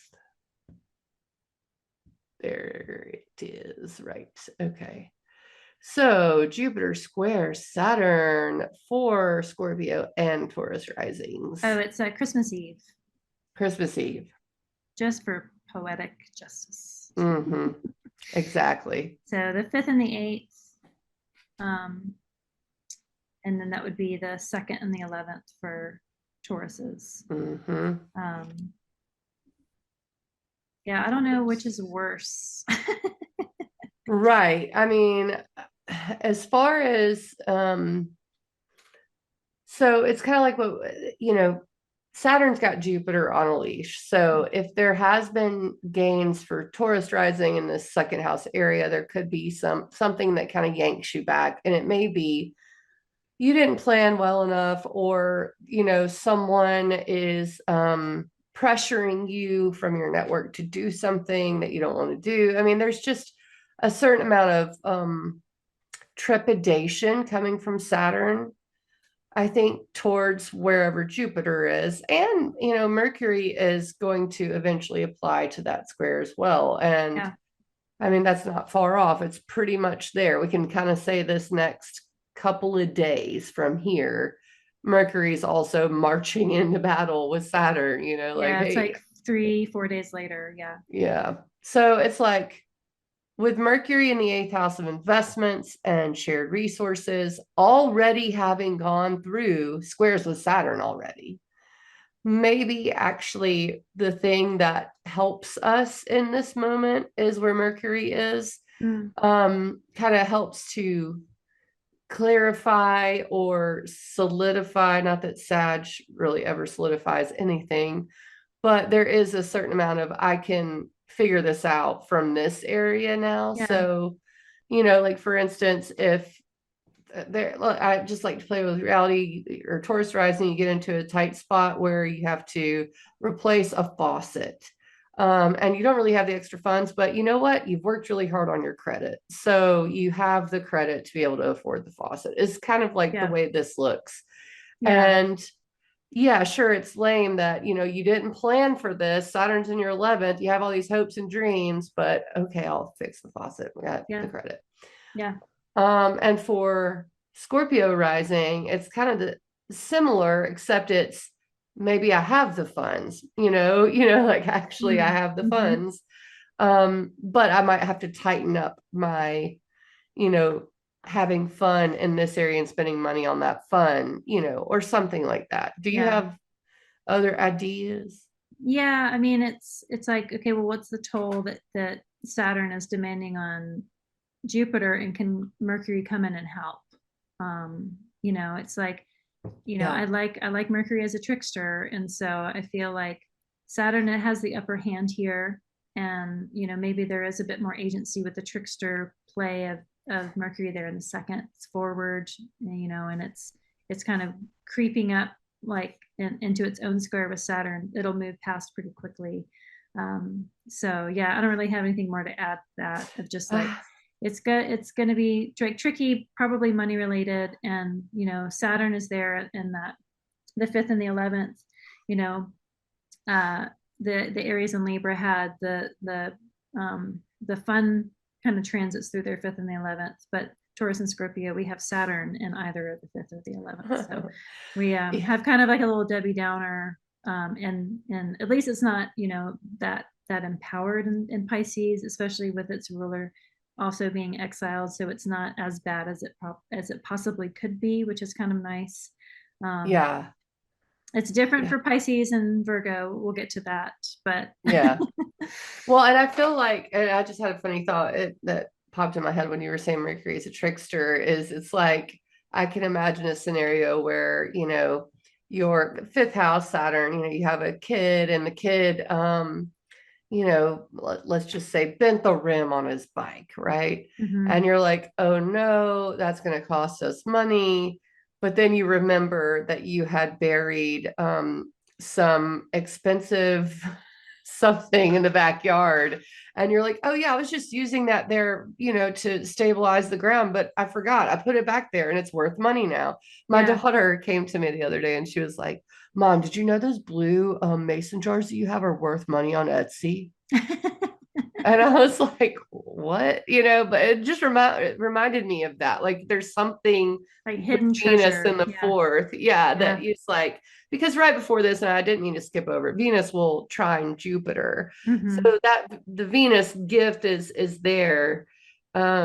during this time. It's trine by sign. It's only a few to 5 degrees away. I want it to be closer during this square, but but yeah, there is a gift maybe coming from that rooted home area for Scorpio risings. And maybe, it's like the boss, if you did have to replace the faucet, the boss is like, oh, I'll have my handyman come fix it, no worries, because Venus will be in Taurus rising's 10th. But there's just like hidden gifts, even though I do think it will be a little annoying, probably heavy. It's Saturn. You can't get away from it. Mars is retrograde Yeah. and coming into the opposition with Pluto, which will happen just right after this. So at the kind of the new moon, was there anything else other than the Saturn, Jupiter? Well, Mercury opposes and squares Saturn. So it just Yeah. continues. And then Venus is going to square Uranus and then the new moon in Capricorn. Right. But I feel like we need to move on to Gemini, We Sagittarius, do. because there's a lot going on, and we keep talking about the signs, Gemini, Sagittarius. But let's talk about them on the rising. But can we look at the new moon, Capricorn? Just it's gonna be the 3rd and the 9th for Scorpio, Yep. Taurus. Yeah. Whoop, that says Gemini. Hold on. I have to keep switching it because I've learned, I think, that just about every few days the rising signs change like 12 minutes. So there is a new moon on December 30th in Capricorn for Taurus risings. It's in the 9th house of travel, learning, education, philosophy, adventure. And for Scorpio risings, that's going to be the 3rd house of the goddess and sacred spaces and thought Sibling. processes, siblings, local community. Yeah, and it's a intention setting for this. It's not really, I mean, I guess if anything, it's close to sextile Saturn, but beyond that, it's not really making any bad aspects. So this one feels auspicious to me. I think the only mitigating factor is Mars is opposite Pluto, but it has been. Yeah. So yeah, new moon intention setting, for learning new things within the community for Scorpio, or this kind of looks like organizing for Scorpio rising for some reason to me, like organizing a group of people in the local community or something like that. Yeah, and the fact that it's like, if we think about the sun's return kind of to the beginning of the ascent with the beginning of Capricorn, it's that axis that the light shifts. And this is the new moon to accompany that solstice. And it's just before the beginning of the year. It feels like, in a way, this is like the beginning of the year. That's kind of how it feels. It's like it's not quite there, but like we're getting like this little like glimpse into what can we do to prepare, and what area of life are we going to best prepare for the new year in whatever house it is. And for Scorpio, it's the 3rd house of just like that immediate environment. And then for Tauruses, it's the 9th house of like kind of the greater environment, and like the house of value, and how do we want to kind of place our value in the coming year. I don't know, it just kind of feels like a precursor to the new year, where the sun goes to January 1st. Like this is like the moon's moment to kind of be new, just on the tails of solstice, and kind of ushering us into the new year. I really do love this new moon, both of them, the one on the 1st and the one on the 30th, as these really lovely bookends of opportunity that we get to be quiet and intention set with something you're willing to put your efforts behind. There's like this idea of like plant the seed for the new moon and then just like have your hand open in the full. It's like that's not how it works. Like the new moon is like for you to be like really honest with yourself and the participation you're willing to put into something, and then you have to work at it every day. The moon is with us all the time. We get to see the moon. The moon works with us. The moon helps us interpret the other planets. Like we see the rest of the world through our relationship to the moon. So the moon demands that daily work. So where are you willing to put the daily work with these new moons? For Tauruses, it's that 9th house. It's like, what kind of spiritual work are you willing to commit to if you really do want to make some sort of radical change, and some sort of long-term fortified change that is a Capricornian, Saturnian, kind of structure. Yeah. Yeah, and the cadent houses, it's a a little different than what, Taurus rising or Scorpio rising has been dealing with Yeah, lately, but it's also you have to get in there and work because the full moon's going to have Mars with it after yeah, this. So it's like, yeah, it's time to move. And I like that there's going to be a lovely sextile to Saturn as the sun as we move away from the new moon mhm. and help us to do that. So Yeah. yeah, all right. Well, let's go on. Let's move on to Gemini. So we start with the full moon on the 15th. The full moon's in the 12th house, That's which, right.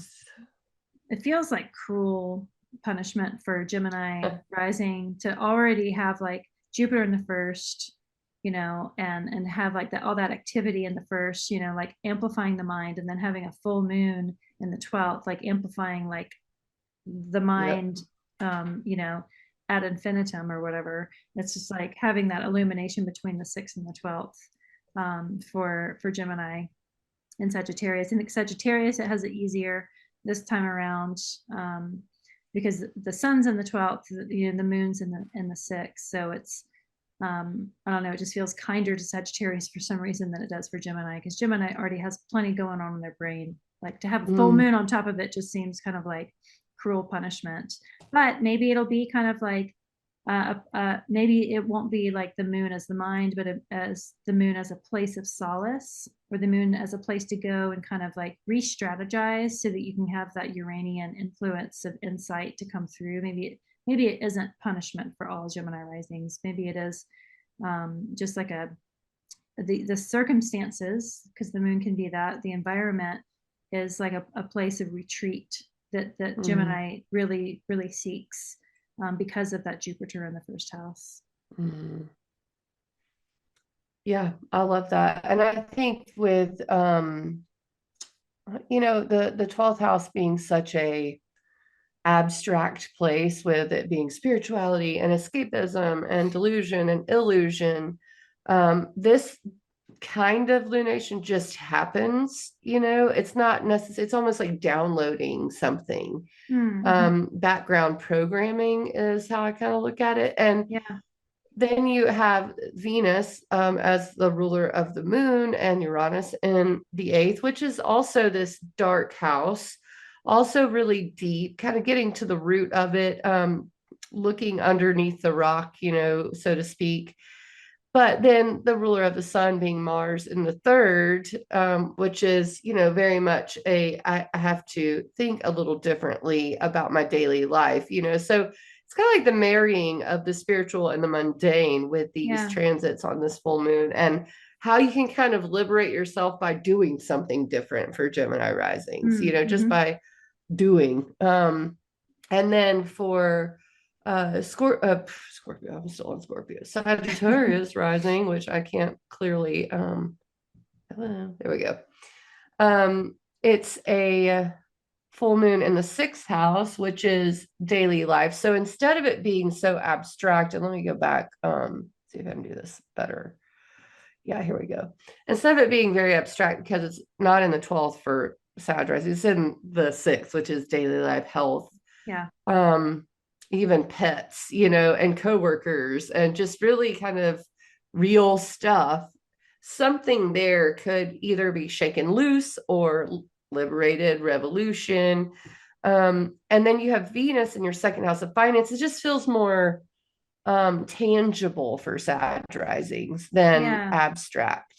yeah. It's like change your yoga studio and save some Yeah. money, and like just make a new yoga circle of friends. Like no Mm-hmm. biggie. Yeah, yeah, exactly. And maybe it's like you need to spend a little money on education as well, or a continuing Mhm. education course or something. It does feel like that, like the something needs to change in real life. And also with Gemini risings, to a certain extent it's the same way, but there's a piece of that puzzle for Gemini risings that's just a little more abstract, I feel like. Yeah, yeah, Yeah, there's more. Uranus has been in Sag rising sixth house for a while, so there's been more real daily yeah. That's true. effects from that, whereas Gemini risings have had it a They've little suffered different. enough. Suffered enough. But all in all, I think it's not a bad, I think it's a good full moon. It feels, it feels freeing, Mm-hmm. really. Which is Um, probably good because all the activity is about to enter the first and seventh houses for these two. that's Um, right. Speaking of, so what's the whoops, first one we look at is the 25th, the Mercury Mercury retrograde. retrograde. Okay. It's really kind of together. We've been doing Mercury retrograde and the new moon because they're just like They're so 5 days close. Yeah. apart, Yeah.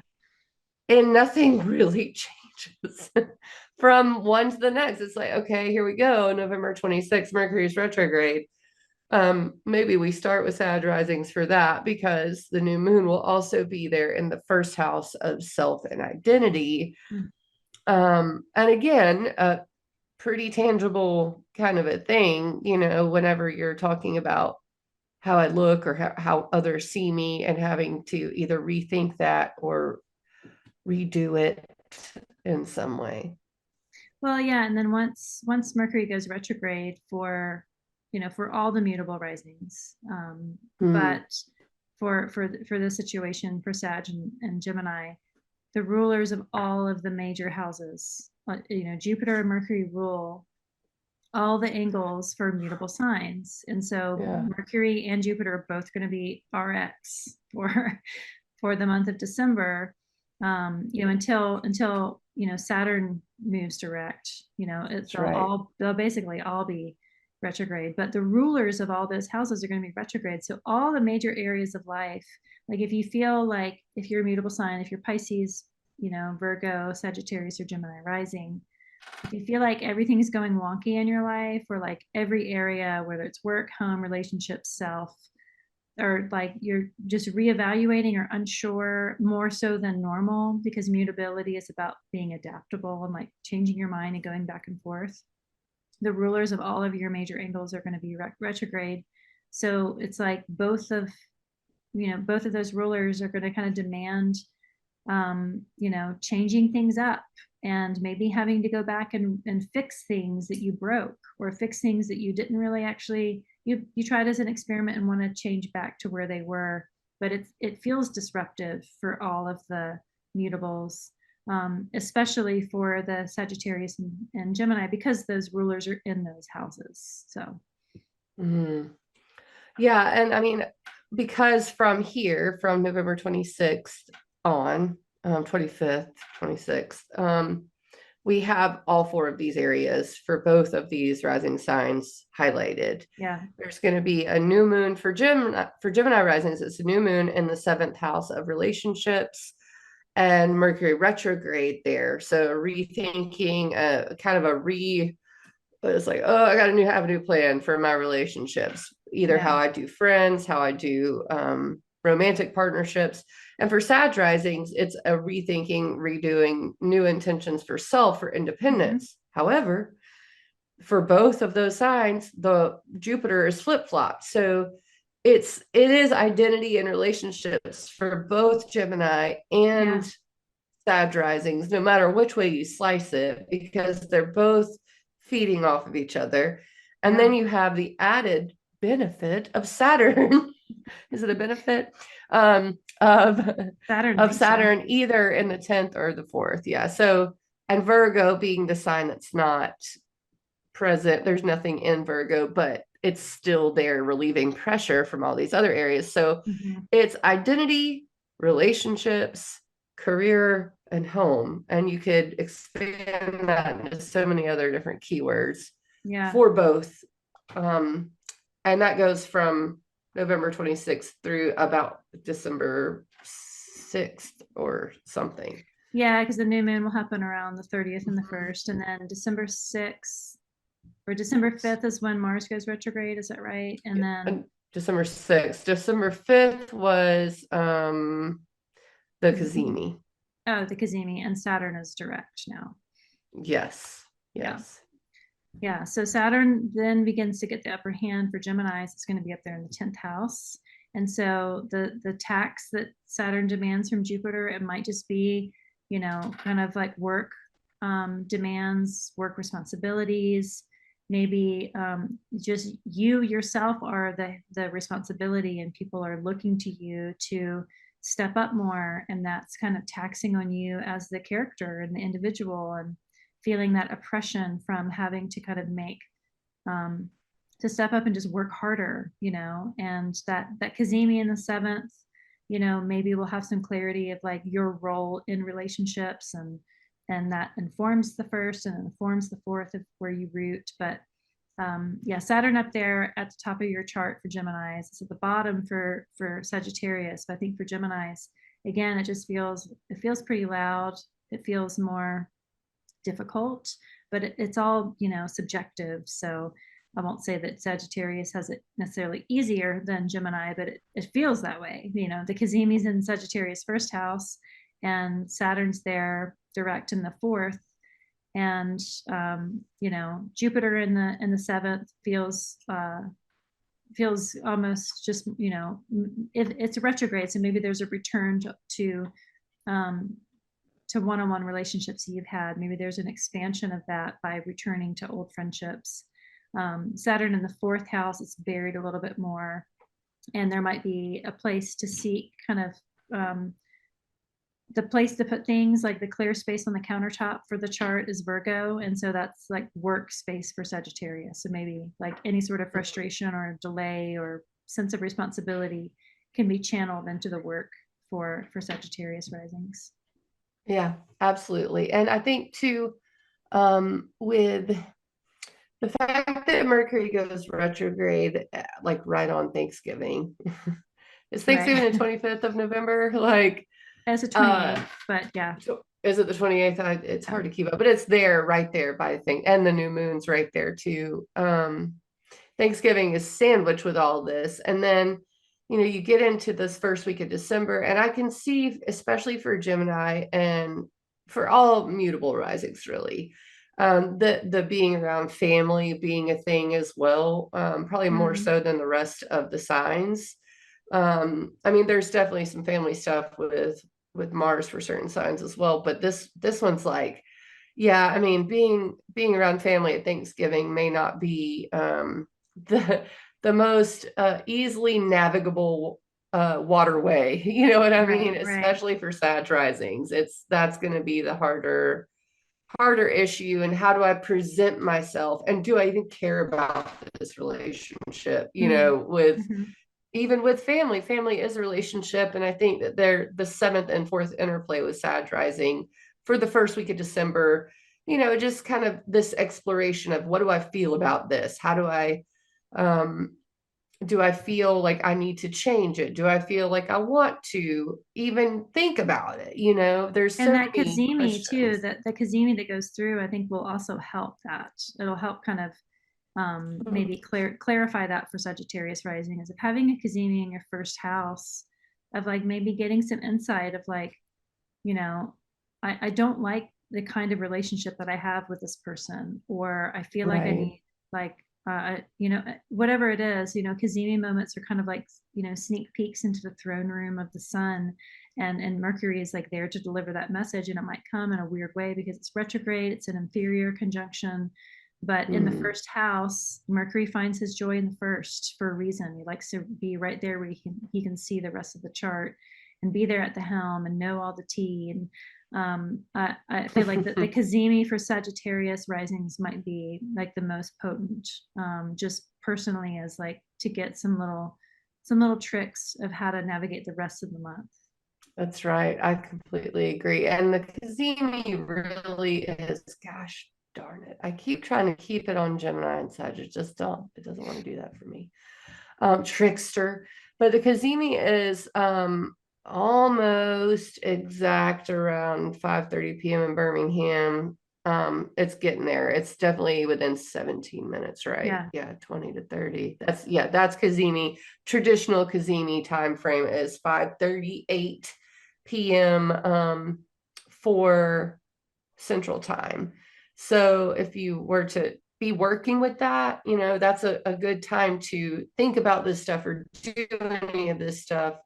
For Gemini risings, it's probably going to be about interrelational things, especially with regard to maybe career. Cazimi is square to Saturn. I think it seems like Sag rising has more weight on the home and family area. Mm-hmm. Gemini rising has more. Yeah. And versus identity, whereas Gemini rising has it more career and reputation versus relationship, so it just kind of seems like it's coming out in that way. Yeah. You froze for a second, but you're back. You're back. You're good. Goodness gracious, we don't need that now, do we? Talking about Mercury Cazimi. Okay, so yeah, that's the whole first week of December, just about. Then you get to the other thing that changes, which is Mars stationing retrograde. So that's the 3rd and 9th. 6th. Yeah. 3rd for Gemini, 9th for Sagittarius. And again, like we said before, like while it's in Leo, it's beginning to tell the story of this whole retrograde, but it may be more manageable to give Mars something to do while it's in Leo than it will when it's in when it goes back into Cancer. But for Gemini, having Mars there in the 3rd, Mars is a planet of severing and editing and empowering and defending and martyring. It's like all that noble warrior, but maybe horse blinders on of being focused on one specific thing too much. So I mean, I see this could be harmful for just for saying the wrong thing in the text thread, or kind of offending your neighbor, or having to go back and kind of fix something just in that 3rd house mundane world, because you kind of burned a little too brightly in a Martian way. And then for Sagittarius, it's also kind of like, burning the ideas that you have away that aren't necessarily serving your true spiritual purpose, and maybe holding spiritual leaders to a standard that they never asked for, and like it's like kind of being a little bit more defensive of your beliefs against someone that challenges you in that way, or having the energy of wanting to kind of like go defend a certain part of like your beliefs somewhere. It's like standing your ground, like going to a protest for something that you really believe in, having that martial energy of like, I can't believe I'm having to go protest something that it feels retrograde. It feels like old news. It feels like we should have gone forward for this, but it's empowering in the same way. So it just speaks to like purpose and spirit, and just having Mars there retrograde in the 3rd and the 9th for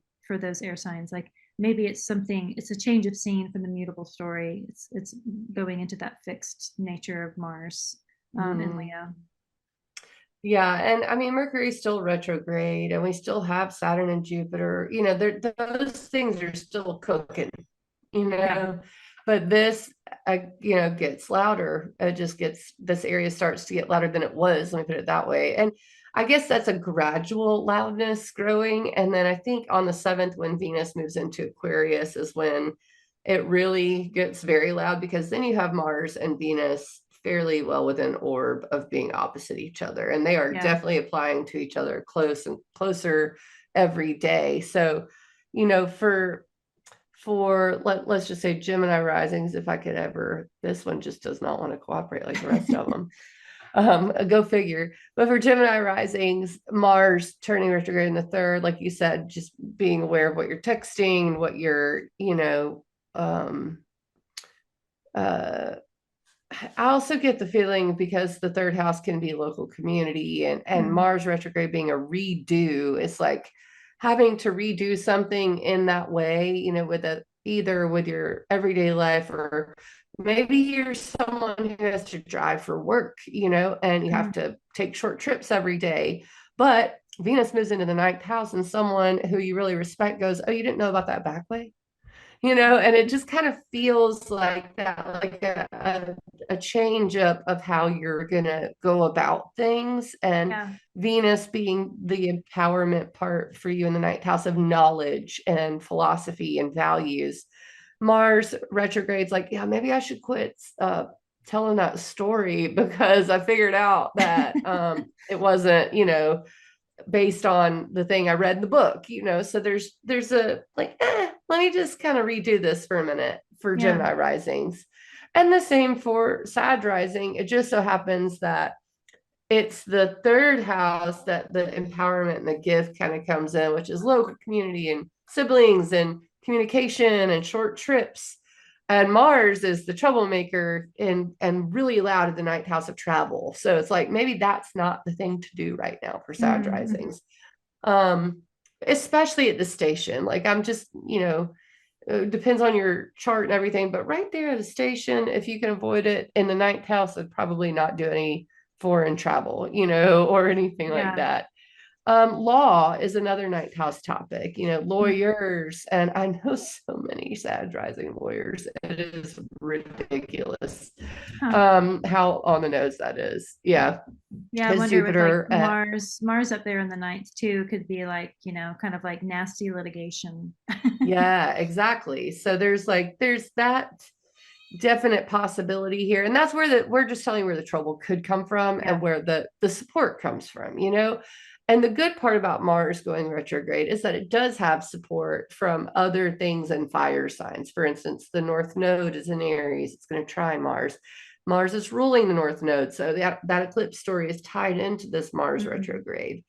Mercury is still retrograding and it's going to come back and get really close to trining Mars, but it won't exactly, but it's almost there. Yeah. So there's some support coming in, and there's really no, like boogeymen hiding for Mars to interact with just yet, you know. Yeah. So it will oppose Venus, but that's still a day or two away from this. Um, but yeah, I think that's The, a good. But tell me, do you have something else to say? no, it's just like, is the full moon next? Because it's like, Yeah. what comes from this kind of empowerment or tension point, and then the illumination of like, you know, propelling that story forward. It feels like this might be, I don't know, not an antagonist towards it, but like the full moon might as we grow towards the full moon in the angular first and seventh of Gemini Sagittarius, like whatever this transit happens with the Mars, Venus opposition, Oops. and then the Mars retrograde. Yeah. Those two things, like, is the full moon going to amplify that because it's going to be kind of loud for Sagittarius and Gemini? It's like maybe it might just be a Yeah. continuation of that story, or those two might be related somehow. Yeah, it does look like the moon's kind of bridging the gap because the moon is going to T-square the Venus Mars opposition in Yeah, Taurus, and then it's the full moon. And so it's almost like the continuation of these themes. And that's the way why I love astrology, because it works that way. It's like, wow, I can see how all of these moments are linked together in my life yeah, by theme, and it just, I don't know, it seems to work together. It's like, okay, of course, you had the Mars Venus opposition, and all of a sudden you have a full moon in the seventh house of relationships for Sag rising. Those themes are pretty close. You have this kind yeah, of tug of war, and then the other theme for Sag rising that's exactly the same is the communication and relationships theme. Venus and Aquarius in the third house, full moon in Gemini in the seventh house. This is yeah, all about interpersonal communication. yeah. And so that tension point, and then the full moon, and then when Mercury goes direct, it's that release. It's like these things that build up to that full moon Mercury direct moment, and then they're kind of released from the houses for Sag and Gemini. Mm. And yeah, the Sag feeling being more relationship based, and I think the Gemini rising feeling, if I can get it to stay on Gemini rising, is more I don't know, it's almost like on, I don't want to say perception, but also like how you present yourself to others, like that's what it's like, and speak your truth almost, it's like not being afraid to say what you know to other Yeah, people, not letting yeah, other people intimidate you. That's what it just is feeling like for me.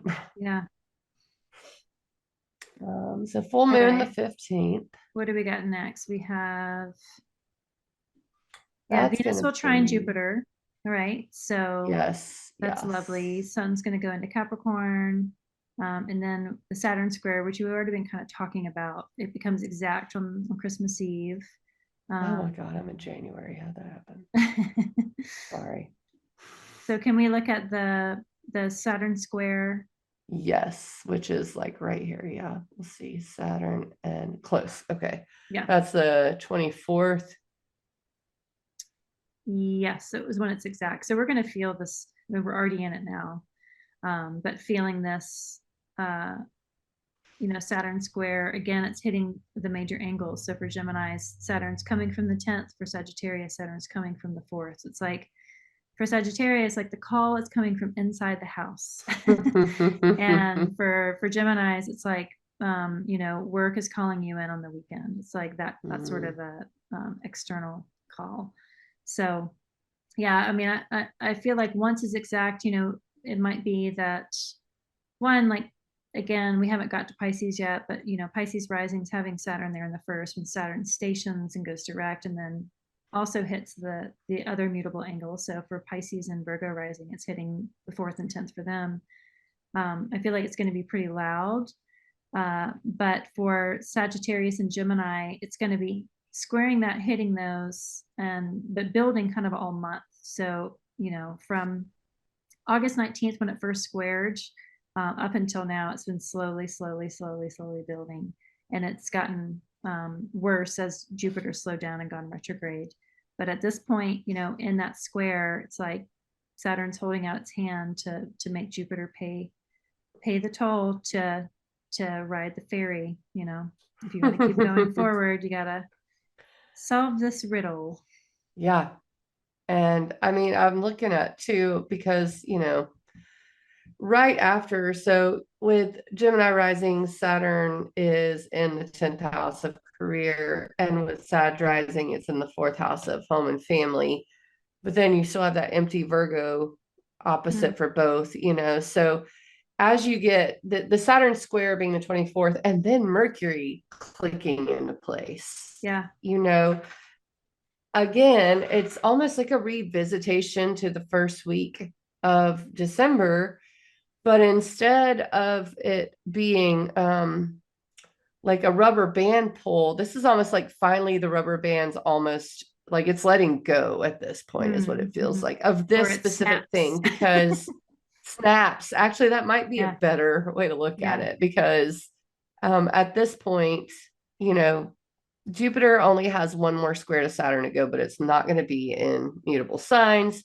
So it's going to be in completely different areas the next time they kind of that will be when it lets go, when the rubber band lets go. So this is like it is being stretched to its limit here. Yeah. And for Sag risings, that's relationships and home and family and emotional security. It just looks like this one is really, especially for Sag risings, about feeling okay in yourself, in your body, and your just being okay with yourself. And then for Gemini risings, it's more like being okay, but like in an outer world sense, I don't know. Yeah. And maybe a little bit of both for both, Yeah.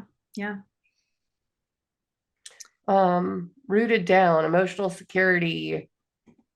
And that is hard to come by for Sag risings. For Gemini risings, it's like that's not a problem. In fact, you may be isolating more at home because you just want to avoid the work. For Gemini rising, it's like that's a little too heavy. And maybe Sag risings are pouring themselves into work to avoid what's going on at home. Yeah. And so all of this is when it kind of comes to this tension point that you have to acknowledge it. And Mercury is really what forces that as it comes into the opposition. That's the day after Christmas, right? The 26th. Yeah. It's funny So, because yeah. the aspect lines in the middle of this chart look like the state of Texas to me. They do. Maybe something will happen in Texas the day Oh after my gosh. Christmas. I mean, maybe that's kind of creepy. I'm like, want to go look at the astrocartography. But yeah, even it's even 12 hours later, Mercury's still there at 13 degrees. So it's Yeah, it's just, pretty still. Yeah. it is, it is. And Maybe it's then, just shell shocked from the news that Saturn has relieved. And it's like, what? You know? yeah, that's right. I mean, personally, I don't I don't rule out anything at this point because of how wonky the Jupiter Saturn mutable Mm, squares have been. The hmm. misinformation, and honestly, this could be a boiling point, which it is absolutely important for you to get to the truth of something. Mm, And that's what the whole process is about anyway. We're going through the holidays with this being an undercurrent, or even maybe we're under the umbrella of this, depending on if you're Gemini or Sag rising. yeah. It's either an undercurrent or you feel like you're underneath it. And that undercurrent is delusion. It's needing to break through the fog and to say this is not the way it is. And it just so happens to be affecting these two signs in a home and family way, in a Hmm. relationship identity way. And it's going to be the same for Pisces and Virgo, but Yeah. it's just it's real for the mutable risings. Yeah. But luckily we have a great new moon after this. Well, and Gemini Sag on a high note. That's right. That's Yeah. exactly right. And that's I did it again, 12 days. On the 12 days of Christmas. Now I see why they did 12 days, because everything's in 12s in in reality, really. So let's go back to Gemini rising. And we've got the new moon in the 8th house of deep, dark, I'm kidding, shared resources. And it is deep and dark, but it's Demons and darkness and the occult, Lucifer, and all that. yeah. But a new moon is a seed planting time. So what spell are you casting? Yeah.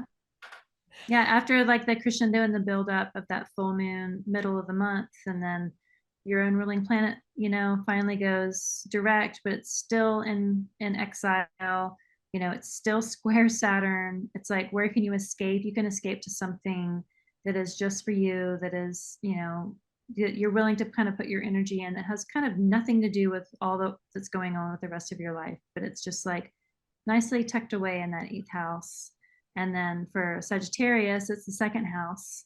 And so it's Yeah. like, what kind of skill are you willing to kind of nurture, to kind of, also put your energy into? If you've been kind of leaning into work to get away from home, it's like, well, what skills are you developing to kind of help even further that even more, to kind of help you move forward now that Mercury is direct and going through your 1st house. So Mm.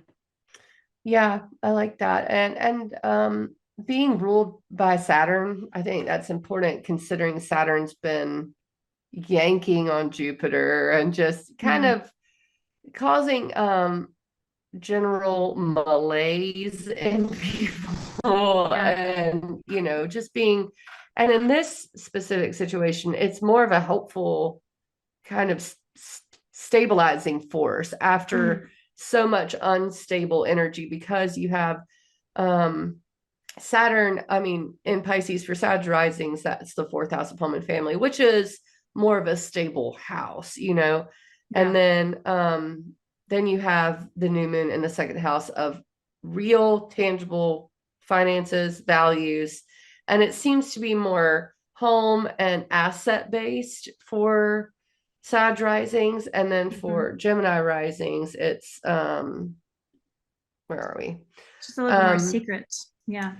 yeah, secret. It's like moving undercurrents. Like you're making a deal for your career. And I think that's totally okay, by the way. That is not a judgment. Like Yeah. sometimes you don't always want to broadcast your plans, Yeah. you know? Yeah. So Yeah. Plant that seed and nurture it so that no one else steals your good idea. I like it. And at this same time, Mars is opposing Pluto in both signs, third and ninth house. And that brings in mm, it feels like a door to go through with Mars opposition to Pluto, because it's going to go through it again, right? And it already has Oh yeah. once. It was Mars in Cancer and Pluto in Mhm. Capricorn. This is the first time Mars opposes Pluto in Aquarius and Leo in the third and ninth houses. So this is about like reorienting to, for Gemini risings, what you know to be true versus maybe what everyone is yelling at you. And then Mm. for Sag rising, it's like What are maybe you yelling at other people? Maybe you're what are right. you yelling at other people? Exactly. Or, maybe it's a challenge of beliefs from something you're hearing or learning. Yeah, There's right, just right. That's nicer. who knows? It is Sag rising. Yeah, just shut up, Sagittarius. Just kidding, just kidding, Mercury, just no, kidding. yeah, Mercury, it won't let them at this point. I say that as a Mercury Sag native, I understand. Yeah. But this is, yeah, definitely like, I think it's wanting to be seen, to be successful a little bit with Sag risings, and with Gemini risings, it's almost like you don't want to be seen, but you Mm, want to be successful. Like there's yeah, just a little bit of this funny interplay between the two, yeah. but yay, it's a good new moon. It's really good. I really love it. Well, I guess for Sag risings is don't let your mouth write checks your ass can't cash. Is that what it Mm, is? And hmm. and then for Gemini risings, it's don't let your ass write checks your mouth can't cash. I'll Okay, have to I'm work done. that one out. Now, Okay, Cancer, Cancer, Leo, Virgo, we're done. We could do this. we can do this. Yeah. So can you, Cancer. Oh shit. Oh, right on time. All right, let's resume. Okay, I'm going to go to Cancer rising now. And So full moon will be, Cancer rising is going to be in the 11th house, and for yes, Capricorn, it's going to be in the 5th. yes.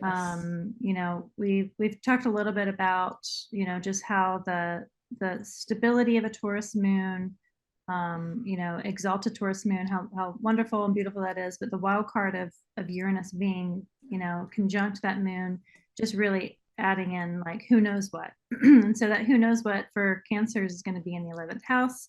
Is this going to be a mixed blessing or kind of an out of the blue support mentor or kind of opportunity to be in an environment of social networking that you hadn't expected before, that kind of breaks you out of kind of the routine. The moon, rules your first of self. So like, is this you kind of being, yeah, having kind of just new opportunities for you as the main character in the story.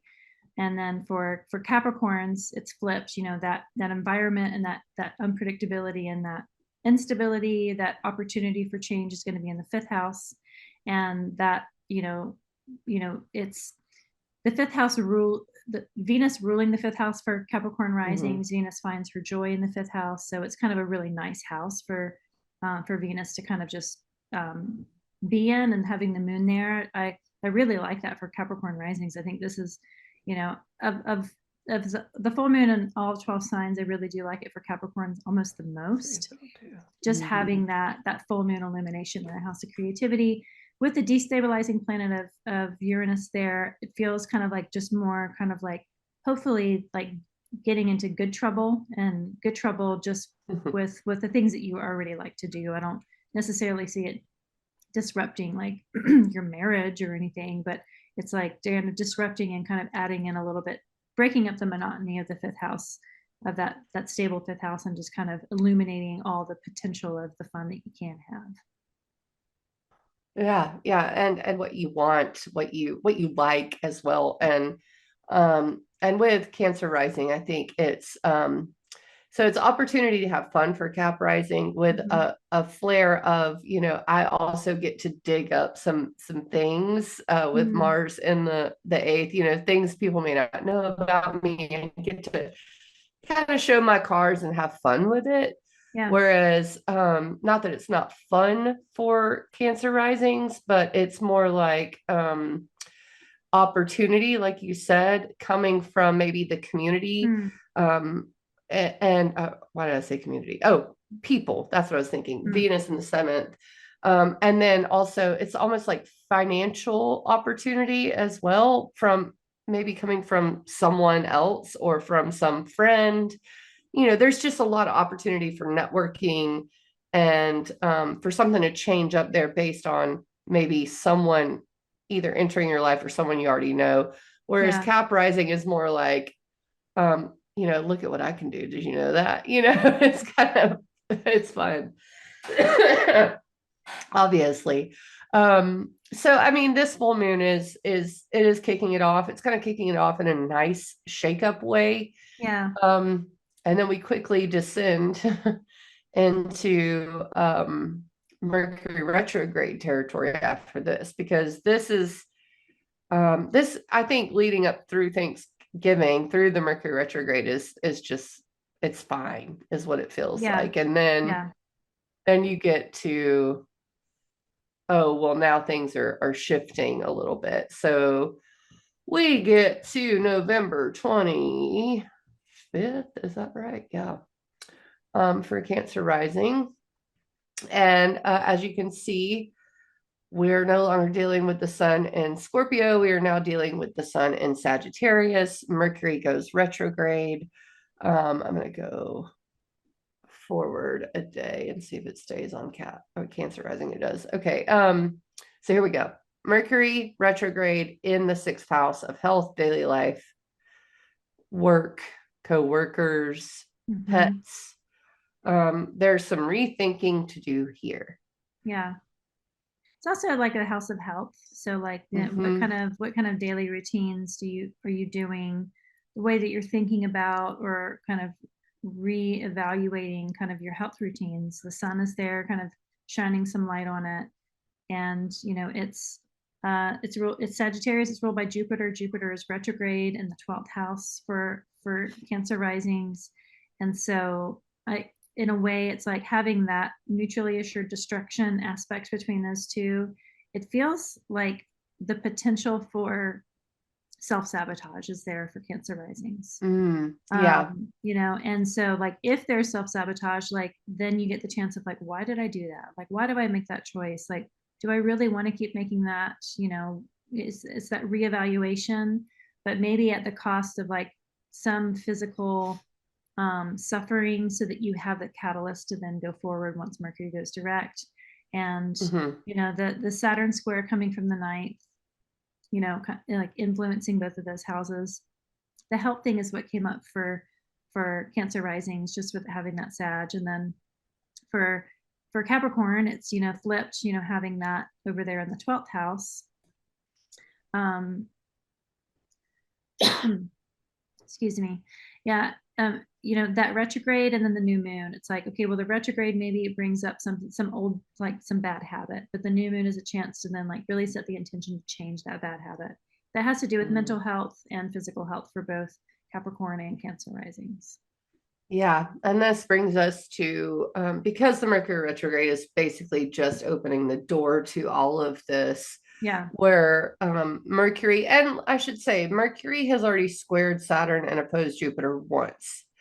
So it's not something, completely brand new, but it's new enough to be like, oh, and it's a new moon, it's a lunation, that they always make it a little more I guess not tangible is not the right word, but it's definitely, you can see it happening. Forefront. Yeah. Yes, yeah. bring it to the forefront. Thank you. Yeah. So with the Mercury retrograde leading into the new moon, and I guess personally, because I'm a Cancer rising, I'm thinking about how my whole last year has been full of health stuff, and I've already started taking steps And so it could be too, if you already have been in that situation where you are taking steps towards getting healthier or something, that you've been dealing with, maybe the Mercury retrograde brings that into complete focus and allows you to kind of put your head down and figure that out. And if you've been ignoring it, Cancer rising, you're not going to be able to ignore it anymore. And it's just something that, for me, it may be when I actually make a doctor appointment, like, oh, okay, I've been dealing with this for long enough. I need to maybe, figure it out. Yeah. It's also like, the sixth house is the house of Mars, right? Mars finds his joy there. And it's like, when I think of Mars, I also think of like sacrifice and, looking at sixth house is like, do you volunteer someplace? I know that you personally do, but like all Cancer risings, like, do you give your time away? And that retrograde is like reevaluating, are the efforts that I'm doing, are they too sacrificial? Are they too much a drain on my vitality? And maybe you reevaluate it and be like, you know what, I really love this work, but it's that moment of reevaluation for the efforts that you put in. And, because Mars finds his joy there, and Mars is, trining that house by whole sign, it's like looking at the efforts and the martyrdom and maybe the sacrifices that you're making. You get to reevaluate that, and that works with the new moon. It works with, all the activity of Sagittarius. And then there's that like forever foreboding square from Saturn that is like, in the ninth house of like, what are the efforts that you're doing, are they actually feeding into the beliefs that you claim that you have, and the things that you say that you value? Are you putting the efforts into the right things that in that area of value?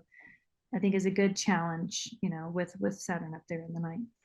Yeah, absolutely. And with maybe there's also more for you to do in that area, whether it be teaching or learning or having that area structured in some way. And I know, ninth house is also travel. So it's like around this time is like you may be kept from it, and Cancer risings tend to find spiritual release in travel because of Pisces being on the ninth. But with Saturn there, it's like you can't just fly away from it. You're just gonna have to kind of deal with it, get into the nitty-gritty, get into maybe the Virgo area. The neighborhoods and the lists and all of the things that actually probably you already know need to be happening anyway. Most people do, and this just kind of shows it to them. And then for Capricorn rising, it's actually more of a I need to whereas Cancer rising is like I need to reorganize my life in order to have the space of the 12th house, whereas Capricorn rising may have been making plenty of space, and now it's time to actually put in the work because a full moon will be in the 6th house. So Saturn in the 3rd is like, I haven't been able to think. I've just wanted to escape. I've just wanted to be alone. I've just wanted to, whatever that is. You've got Jupiter in the 6th, like, yeah, but this is where the brilliance is. This is where the luck is. This is the 6th house, everyday life, health, and so I would definitely say for Capricorn risings, health is also on the table as well. It's both signs are dealing with this axis of escape or spiritual alignment, and it could be either, versus putting in the work or maybe giving away too much work, or it's what do you need to reorganize for Cancer and Capricorn rising. Something that comes up also is like looking at Jupiter there in the 6th house of just of work, and what is it about luck is like, a lot of it is just showing up every day and doing that daily grind, and being prepared so that when you are met with an opportunity, you are ready to take it. You have done your due diligence. You have kind of earned your stripes to take that next step, and that grind of the 6th house can be, one, I feel like it can almost feed into kind of the the ability for Capricorn to put their head down and work. But Mm. you know, maybe that retrograde of Jupiter there in the 6th, and then the new moon in the 12th is like, maybe that is that inspiring moment of like, I don't know when the opportunity will come, but I want to be ready for when it does. Yeah. And the opportunity to seek that ninth house thing, as an antidote to the third house drag that's been going on with Saturn there.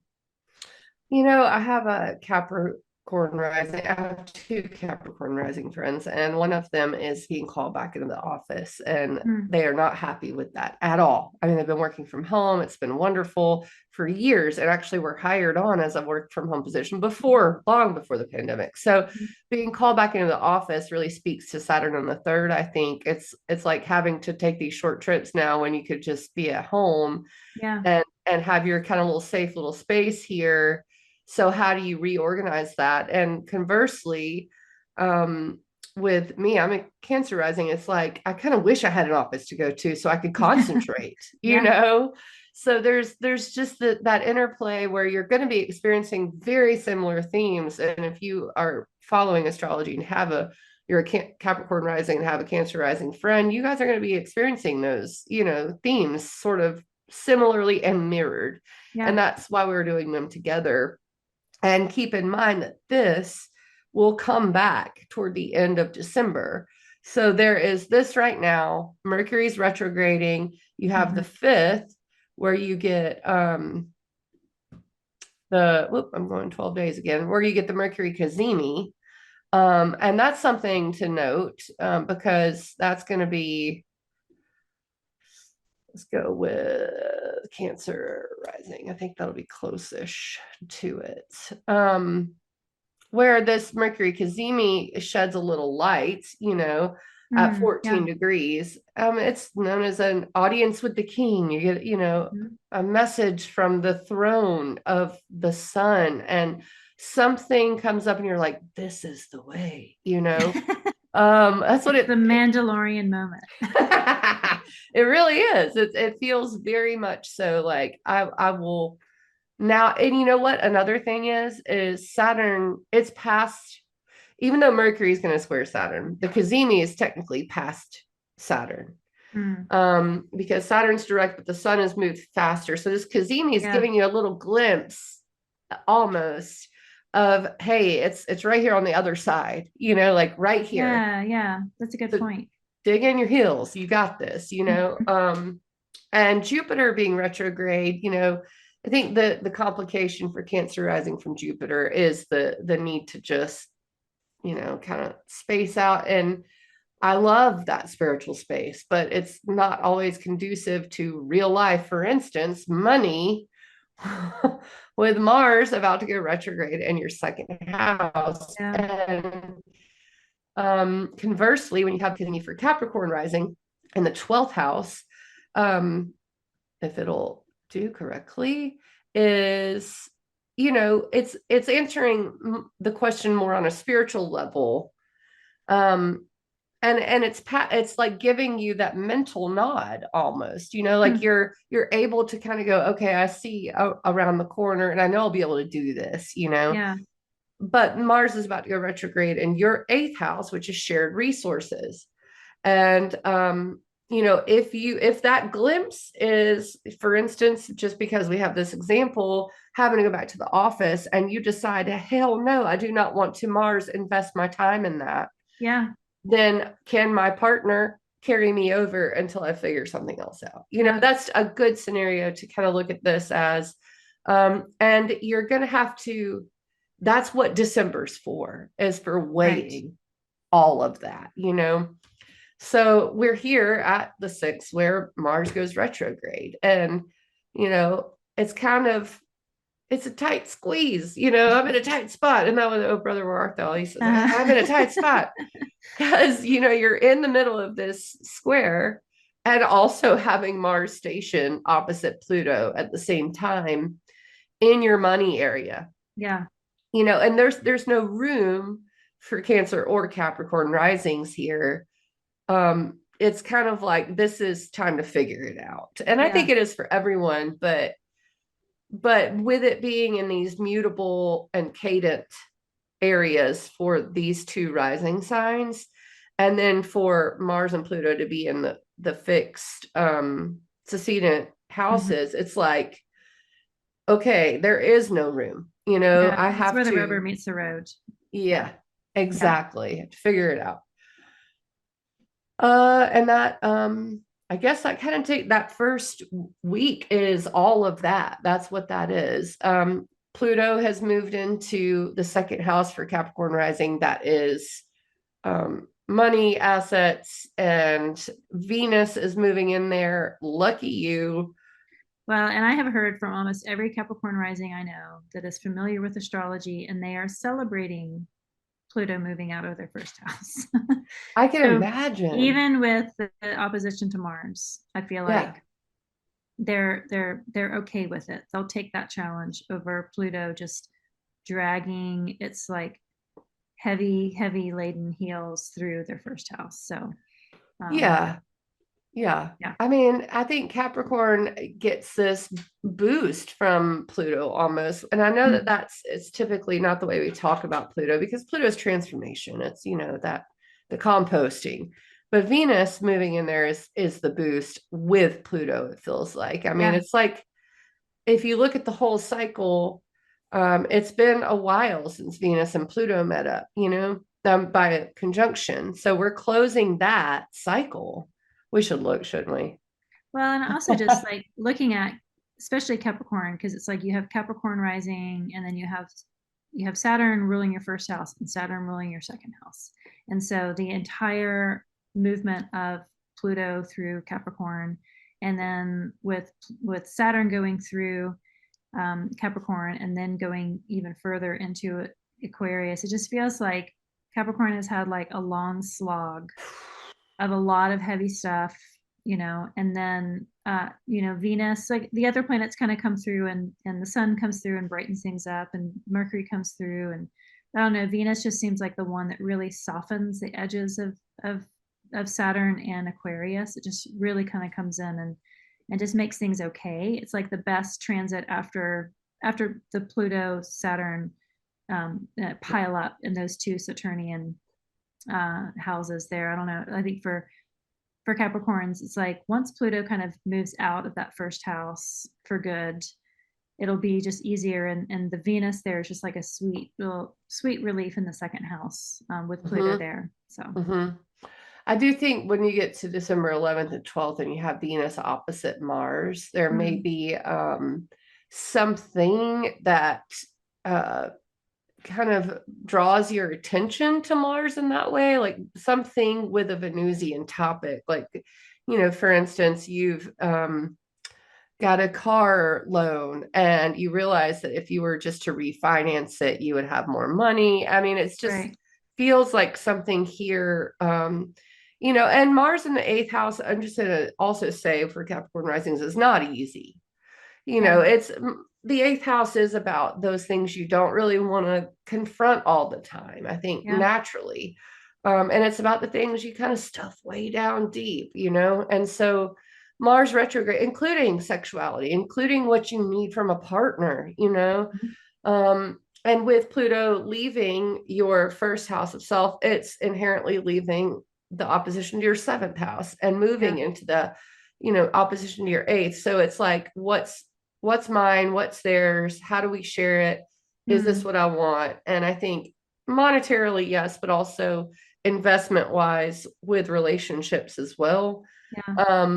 And then for Cancer risings, it's a little bit opposite of that because you have more of a the interplay of Pluto leaving your seventh house of relationships and moving into your eighth house, Mhm. and Venus being there boosting that. I mean, do I really think boosting your eighth house with Venus and Pluto is like the most awesome thing? I don't know. I mean, there could be an inheritance, thing that comes through here, which changes the fortune with Mars retrograde in the second. We don't look at Mars retrograde in an area, generally speaking, as positive, Right. but because there's like delays, there's something you have to go fix, there's like some sort of Right. price you have to pay for screwing things up, or there's money that you thought was coming in that you have to kind of go back and argue for.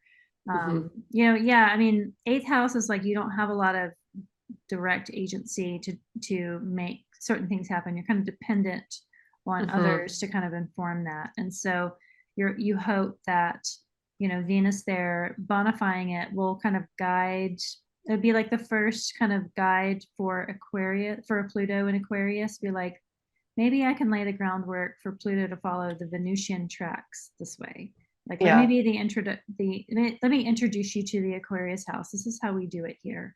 And I think in a way, it's like it's a lot of surrendering with Pluto there in the eighth. But I just kind of lean on the fact that Venus, Venus is fast here. She's not, she's not slowing down quite yet when she goes retrograde in Pisces later on in the year, next year. But yeah, I mean, it's like it's really like trusting and surrendering with that placement for Cancer risings, more so than mm, Capricorn risings. I yeah, think Capricorn risings have it better in this situation, just because they have the agency of it being in the second house, I which agree. of all the dark houses, you have the the most agency with that one. So I completely agree. And, here, this point does not seem, I mean, it's definitely something to pay attention to, but you're right, it's fast. In fact, it's like skipped a whole degree and a half in one day, yeah, Venus has. So now Mars is staying put right there, but yeah. Venus moving on. Then we have the full moon, and the full moon is in the 12th house. And um, if there was a whole lot of energy that had to be put out, not only at like the Mercury Cazimi and the Venus Mars opposition, Mars retrograde, Thanksgiving, you had all of that energy being put out, and this feels like, okay, you need to rest a little bit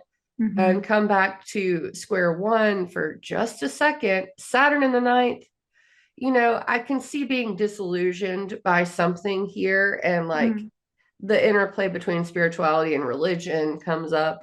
sure. Um, but I mean, beyond that, it just feels more of that, like that mutable square, that mutable T square, really. And Yeah. Yeah, and the full moon just illuminates all of that action going on. mhm, It's not happening in a vacuum. But like we said before, as soon as that culmination happens, as soon as that full moon moment happens,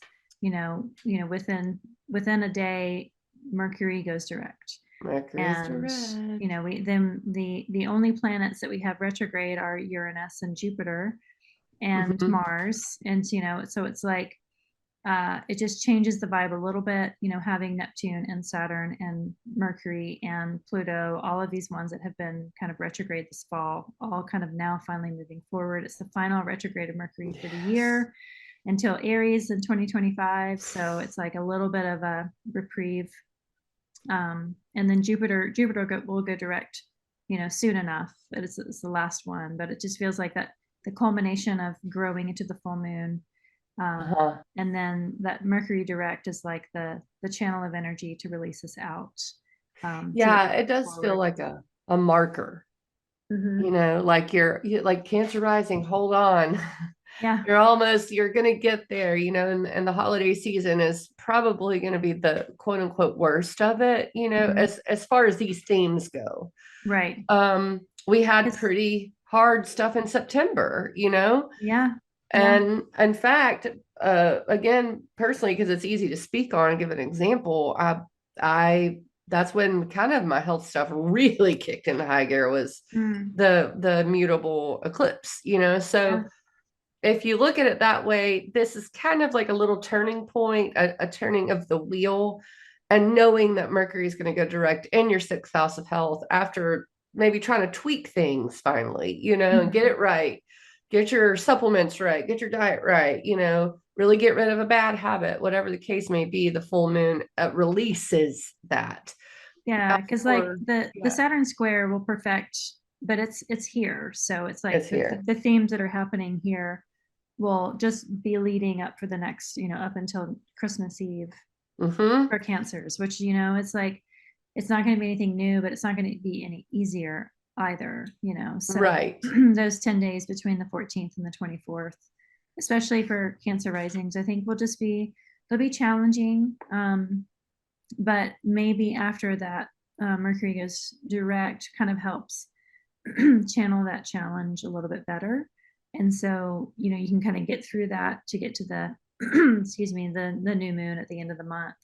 Yeah. Yeah. I feel you on that. And I mean, similarly for Capricorn rising, I mean, the themes aren't so different. It just seems like maybe you're able to get into some sort of groove, or you have a plan by Yeah. this point, Yeah. Capricorns love a plan, a good plan. Yeah. Yeah. And we also had that Venus Jupiter trine. So we haven't talked much about that for this one. That is kind of like a shining light for this. It happens on the 20th, like right before the solstice. And so especially for Capricorns, having Venus there in the second, like really supporting the efforts that you're doing of Jupiter there in the sixth. And then for Cancers, it's like Venus is in the eighth, supporting Jupiter in the 12th. And so it's just harder to see, but it doesn't mean it's not also happening. So maybe that's why I say it seems easier for Capricorn, because it might just be a little bit more visible or tangible in a way than the relationship between the 8th and the 12th is just really harder to kind of pin down. It is much more spiritual, abstract kind of, Yeah. I do like to think about some mundane stuff with it. Like, for instance, it's really easy with the eighth house to look at inheritance and being able to take a break in the 12th, as maybe some gift or something. It's also really easy to look at a return on an investment and being able to take a break. If you're thinking of a break, it'd be great. But with Capricorn, it's more like your work, you're like coasting on the work you've done, so external versus self-led, I think, is what it was. And then you get back to you get to the 24th, 25th, and you have the Saturn Jupiter square again. I mean, bringing up similar themes, because even if we go past the 24th, then you have Mercury on the 26th. Jupiter, yeah. So for Capricorn risings, this is, like you said, Saturn is overcoming Jupiter. That's the tax, right? Like, so it's the third house for Capricorn rising: siblings, local community, communication. Like, for instance, Mercury retrograde in the 12th probably isn't the great, in Sag isn't the opposite Jupiter, is not the greatest for keeping your mouth shut. So if you have Saturn in the third, or maybe you need to learn something new, or have to reevaluate how you listen, how you communicate. That's the Saturn part. The Mercury part, I think we've both figured out, is probably the best part of this T square. Yeah, because it's direct, and it's picking up speed. It Cazimi the Sun as an inferior conjunction, but it's got a little bit more movement, a little bit more agency, and it's approaching Saturn as opposed to Saturn kind of demanding a little bit from Jupiter there. Right, absolutely, because it's going to sextile Saturn on its way to the conjunction. So it's like figuring something out. Like, we're figuring this out, and it has been interacting with Saturn all year retrograde with so it's like this moment does seem to be a really nice kind of, even though it's going to be tense. I mean, there's no square like this without some tension, but there is this, at least I know what I'm doing going forward, or at least I figured something out. Because like last month, Mercury and Scorpio trined that Saturn, so like the last time they talked was actually a pretty good conversation. So this time around, maybe it isn't so as difficult as it is with the square to Jupiter. Yeah, and for Cancer risings for this square, I mean, again, similar topics, but instead Mercury is in your sixth house of health, which is, I think, very good, considering there's been the ruler of that area has been in detriment for a while in your Right. 12th house. It's just Yeah. not been the greatest. It was Saturn squaring it all. So Saturn is still in action, but it's almost like maybe the tax you're paying is learning something new, changing your philosophies, changing your, like if you're someone who's been like, I don't, I microdose reality. I love Hmm. drugs, Yeah. then this Yeah. might be like, I probably need to change that idea a little bit for my Yeah. health, Yeah. something ridiculous, but Saturn there, also law, also travel, all of that becomes something you may have to work on or deal with. But Mercury in the sixth is kind of equipped you for it. And I think a Mercury opposition to Jupiter is great in this situation. Mutually assured destruction is still mutually assured, Yeah. Yeah. Well, I like, mean, also I look at, Saturn direct in the ninth house. We consider publishing as the ninth house. So like, yeah. do you need to get serious about publishing some sort of work that you have a really great idea for with that Jupiter and Gemini? And you need to put your money where your mouth is, or your hand at the keyboard and type it out, do that daily work with Mercury there in the sixth. And Saturn's like, if you want to get this done, this is how you do it. Stop stop sleeping in and day drinking, get to the keyboard and write, Hmm. or stop just like, microdosing reality, and get to the canvas and keep painting if you want to finish this work. If it's like, to be the taskmaster can be, in the long run, a really beautiful thing. And with Saturn direct, I can see it kind of challenging to be like, you really need to hone in and focus if you want to get this done. Otherwise, this is an Yeah. opportunity that you might lose. Yeah, and Saturn in the ninth wants you to share your story. Yeah. I mean, that's part of the structure. Jupiter has not made that really easy. And typically, Jupiter can bring gifts and make things Mhm. easy, but the only thing it's made easy has been spacing out. So Yeah. it's kind of helpful to have Saturn and Jupiter's sign in this way, and having Mercury also ruled by Jupiter. They're all three feeding off each other at the same Yeah. time that they're kind of fighting. Yeah. It's like frenemies. They're frenemies. Yeah. So there is something that can be gained from this square, even if it's not totally easy. And then you have Venus square Uranus. That's easy. Make a change. Just dig deep. Yeah. Dig deep into that eighth house trauma that you may be sitting in, and figure out how to get out of it if at all possible. Uranus is there to liberate, Take your maybe through chances, change your dances. Remember take your that? that's right. Exactly. And for Capricorn rising, that's going to be second house versus fifth house. So that's Mhm. more like the money you have or want to hold on to versus maybe needing to let loose a little.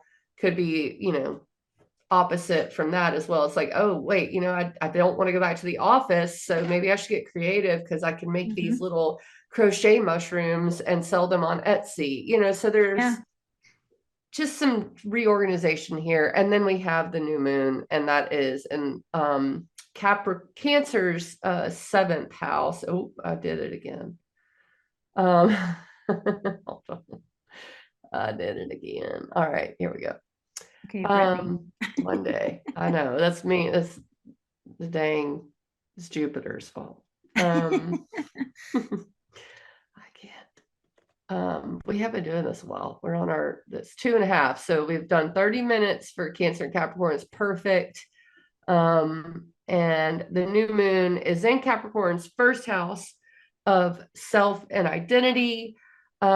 It's not making any aspects. There's nothing except for the fact that it's kind of applying to a sextile with Saturn in the third. So, Yeah. how do you interpret that? Yeah, I mean, sextiles are like new chances, like potential opportunity. It's like, maybe what the sun going through Sagittarius, squaring that Saturn. It's like, now it's like, okay, well, let's take that information and plant a seed, and doing it in like a cardinal new, kind of axis turning way, with the potential, because Saturn, is the ruler of that sun and moon. So there's that alliance between, Saturn and Pisces, and just all the Capricorn placements, because they can see each other Mm-hmm. through sextile. there's kind of an ease, a hopeful, the sextile is like the honeymoon aspect of like, we just met, let's do something together. And, so I like it for that. It, it kind of is assuaged a little bit, just, having that Mars opposition, with Pluto in the second. Maybe you can circumnavigate that by having that new moon sextile its ruler in the third, of bringing in friends to kind of help you navigate the Mars opposition.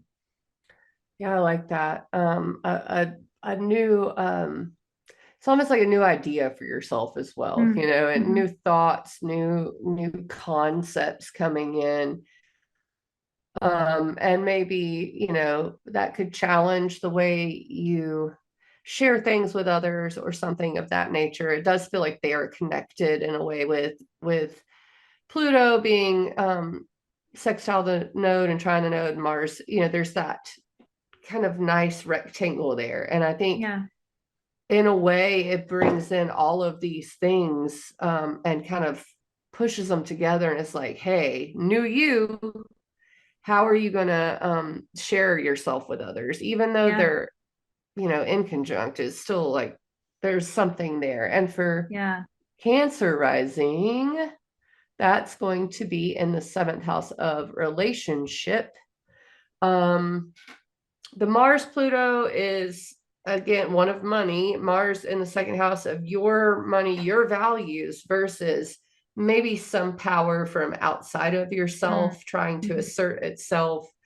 And that's where I think that's where the future of 2025 is taking you, a little bit. It's like, okay, well, if I can't have my own agency in this area, I've got to figure it out for myself, Mars moving back into the first. But the new moon in the seventh, I think it could be solidifying for relationships. It looks really nice. There's no Pluto there anymore, goodness. Yeah. I like solidifying or fortifying relationships, maybe as a response to that opposition between the second and the eighth houses. But I like this for Cancers. Yeah, I like it too. And I think the North Node's been in the 10th and it's trining Mars in the second. So it's like, that's a good place to sink into. And then you've had all the sixth house Mercury stuff go on. It's like definitely getting to work. Like you gotta get to work kind of thing. So get ready to identify as a workaholic. It's like you and Capricorn are kind of switching places for a minute. I love it.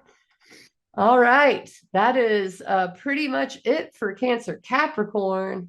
And now we're on to our last little bit. Yeah, Leo and Aquarius, and then Virgo and Pisces. That's right. So we're going to go straight to Leo. First, I got to get there on the rising sign. Excuse me.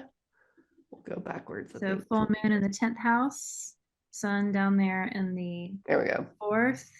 Yeah. We've got Uranus that's been transiting the 10th house for a couple of years now, but the moon's going to be close to Uranus. So disruption, shake up at work, kind of a change or a liberation. Maybe you rage quit. Maybe you kind of get a promotion out of the blue. Some sort of uncertainty, instability, but instability that helps kind of release some of the power with that full moon and in the 10th. Yes. And bringing in the Venus ruler of the moon and Uranus here in the sixth house of work and daily life and health. I think Venus is helping you out there. There's some definite, maybe unexpected events from work, but I think they're not bad with Venus being in another earth sign. I think Mars ruling the sun in the 4th is more about, like for instance, if you are promoted at work and you've the kids have been used to having you at home and so Mars is going to go retrograde shortly. It's stationing sort of right here. It's very close to retrograde. So there's a little bit of a shakeup in those areas, maybe, with Mars stationing. And it's like, okay, I got to re-identify myself. Maybe I'm now the working person that I didn't wasn't before. And that's just an Yeah. example, but And that could just be, yeah, a change in work really does kind of change your role at the family home, and then how you view yourself, that Mars retrograde going on in the first house. So, mhm. um, And then for Aquarius, I mean, it's pretty much the opposite, where you have the shakeup being in the home and family area. And it could also be a good piece of news. mm, Venus is in your 12th. Maybe it's that you took a vacation and you're able to let go around this time, and just kind of sit by the water. Maybe it's that you're able to take a break and be with your family. And that's the kind of nice part about Venus and the fourth house kind of receiving each other in that trine, that sign-based trine. But with Mars in the seventh, there seems to be like a little bit of maybe work relationship, like you took off and your coworkers are pissed about it or something. right. Yeah. I mean, sometimes a planet in a house can represent just other people. And Yeah. so, if that full moon in the fourth just represents, a change in your home that you don't really have any part of, except that it's part of your home. So it's like, it has to do with your children as the moon, or as your own mother, and it changes the dynamic. It shakes things up, and that Mars in the seventh like severs or changes the types of relationships. It could be that it's like not your work, or your specific home, but it's like representing kind of what home is for you, or Mm, Mars represents, what's happening to your partner. It mm. could be that not just you as the character, but just kind of Yeah. showing the other characters around your life. Yeah, for sure. A transit can manifest as easily as the gas station attendant Hmm. saying something to you, Yeah. and or hearing a song and it reminding you how much you really love your home and family and maybe want to take a break with them. So there's Yeah. there's lots of different ways to look at this. A lot of times Uranus is liberation and revolution. And so it could be that stuff at home has been, stagnant or hard, and this is a good change for you. So, I mean, so many ways to look at these things for sure. After this, we go right into The Mercury retrograde. We've done this how long, and I keep I'm like, what's next? I know. Yes, the retrograde. Yeah. I acted like I totally knew. Oh, yes, it was the Right. retrograde, right? Which is the 25th. I need to go back an hour for Leo. So Mercury retrograde in the fifth house, which is funny because Leo rising is kind of equated with the fifth house in astrology. I mean, you get that kind of association, and Mercury retrograde in the fifth house, I think, is probably going to be a little more significant for Leo risings than, a lot of other signs, even though it has no rulership or anything like that. But Yeah. there's just a cohesion between the two. So who you are and how you have fun, how you express that Leo rising Mm-hmm. seems like it might be under review here. Yeah. Um, Things you used to like, you don't know if you do anymore, or maybe you miss something that you used to do and you don't get to do it anymore. The Yeah, I sun could is see like there. an uncovering a trunk of costumes that you just get to cosplay for a while. Just have fun with it, Like I forgot how much fun it was, to have like performances at home. I love that. And I mean, and the new moon is there too, and the sun is ruling Leo. So Hmm. there is a seed planting here. It's like the retrograde happens the 25th. You have 5 days until the new moon to kind of contemplate it. And then you have the new moon to kind of plant that seed and say, this is what we're doing. Either it's creative or it's about fun or it's about your inner child or your children. And then similarly, but really kind of not, and this may be the biggest difference is Aquarius rising. Having it in the 11th there, yeah. Yeah, there's just such a difference in those two. Let's see if it'll do. Wait, no. There's Leo. Excuse my Days. language. All right. Here we go. Aquarius rising, the new moon in the 11th, and the Mercury retrograde in the 11th. And there not being really any sort of, I guess you can say there's cohesion between Aquarius and the 11th house. but Aquarius is ruled by Saturn. So it's not the same. There's just a lot different. The 11th house is hopes and dreams and future goals and networking. And Mercury turns retrograde there the 25th. And then there's the new moon Mm. right And after Pluto's that. moved into the first house there. So like maybe those are happening together as like some sort of like new version of yourself, new skin, new magnetism that you were drawing towards you has to do with this new moon potential and connections. You know, a new moon is a dark moon, so you don't see it, but it's in a house that is like wants to be seen and wants to connect with others. And the retrograde planet is of communication is there. So it's like, is it returning and finding new ways to connect with these larger social groups that help inform that beginning transformation that is starting to happen with Pluto there in the first. Yes. Just don't look at Saturn in the second. Until the next day or two, because that's where we're going. And that's funny that you mentioned that, because I was just sitting there staring at it and I was thinking to myself, because Mercury and the sun are going to square Saturn in the next few days after this, and Saturn kind of is a wall, or something in this situation. But with Pluto moving into Aquarius rising's first house, a new moon and a Mercury retrograde in the 11th, it looks like leadership may be about to be thrust upon them in a way that maybe the rest of the zodiac doesn't have to deal with right now. So Aquarius risings, Aquarius suns is like the empowerment of who I am. And Aquarius is about the larger group, right? So that's being contemplated, I think, a little bit. And Saturn in the second, I could imagine there being a big, like, let's just say, for instance, career role to take on. And it's going to be more money, but it's going to be a lot of pressure, to perform and responsibility. And then, similarly, because we're already starting to talk about Saturn, I might as well go ahead with it. With Leo risings, the new moon in the 5th, with Pluto moving into your 7th, relationships are also on the table for Leo risings. So just like it may be community and work and leadership with Aquarius risings, for Leo, it's more like, do I really want this? Is this my desires, my romance, my passion? That's on deck right now for Leo risings. And then the square to Saturn in the 8th, I consider, and this is, I don't want to fearmonger, but I consider the 8th house definitely the house of marriage, because it's where you sign contracts, right? So there's something that you've agreed on. It seems like that may be under review as well. Like it's there's a lot of pressure there to do the right thing or to live up to this contract. And business partnerships are 8th house, even inheritance. So that's how I'm looking at this time period for Leo risings. Well, and also just like having Pluto there in the 7th, again, like maybe this is representing a transformation that your partner is going through.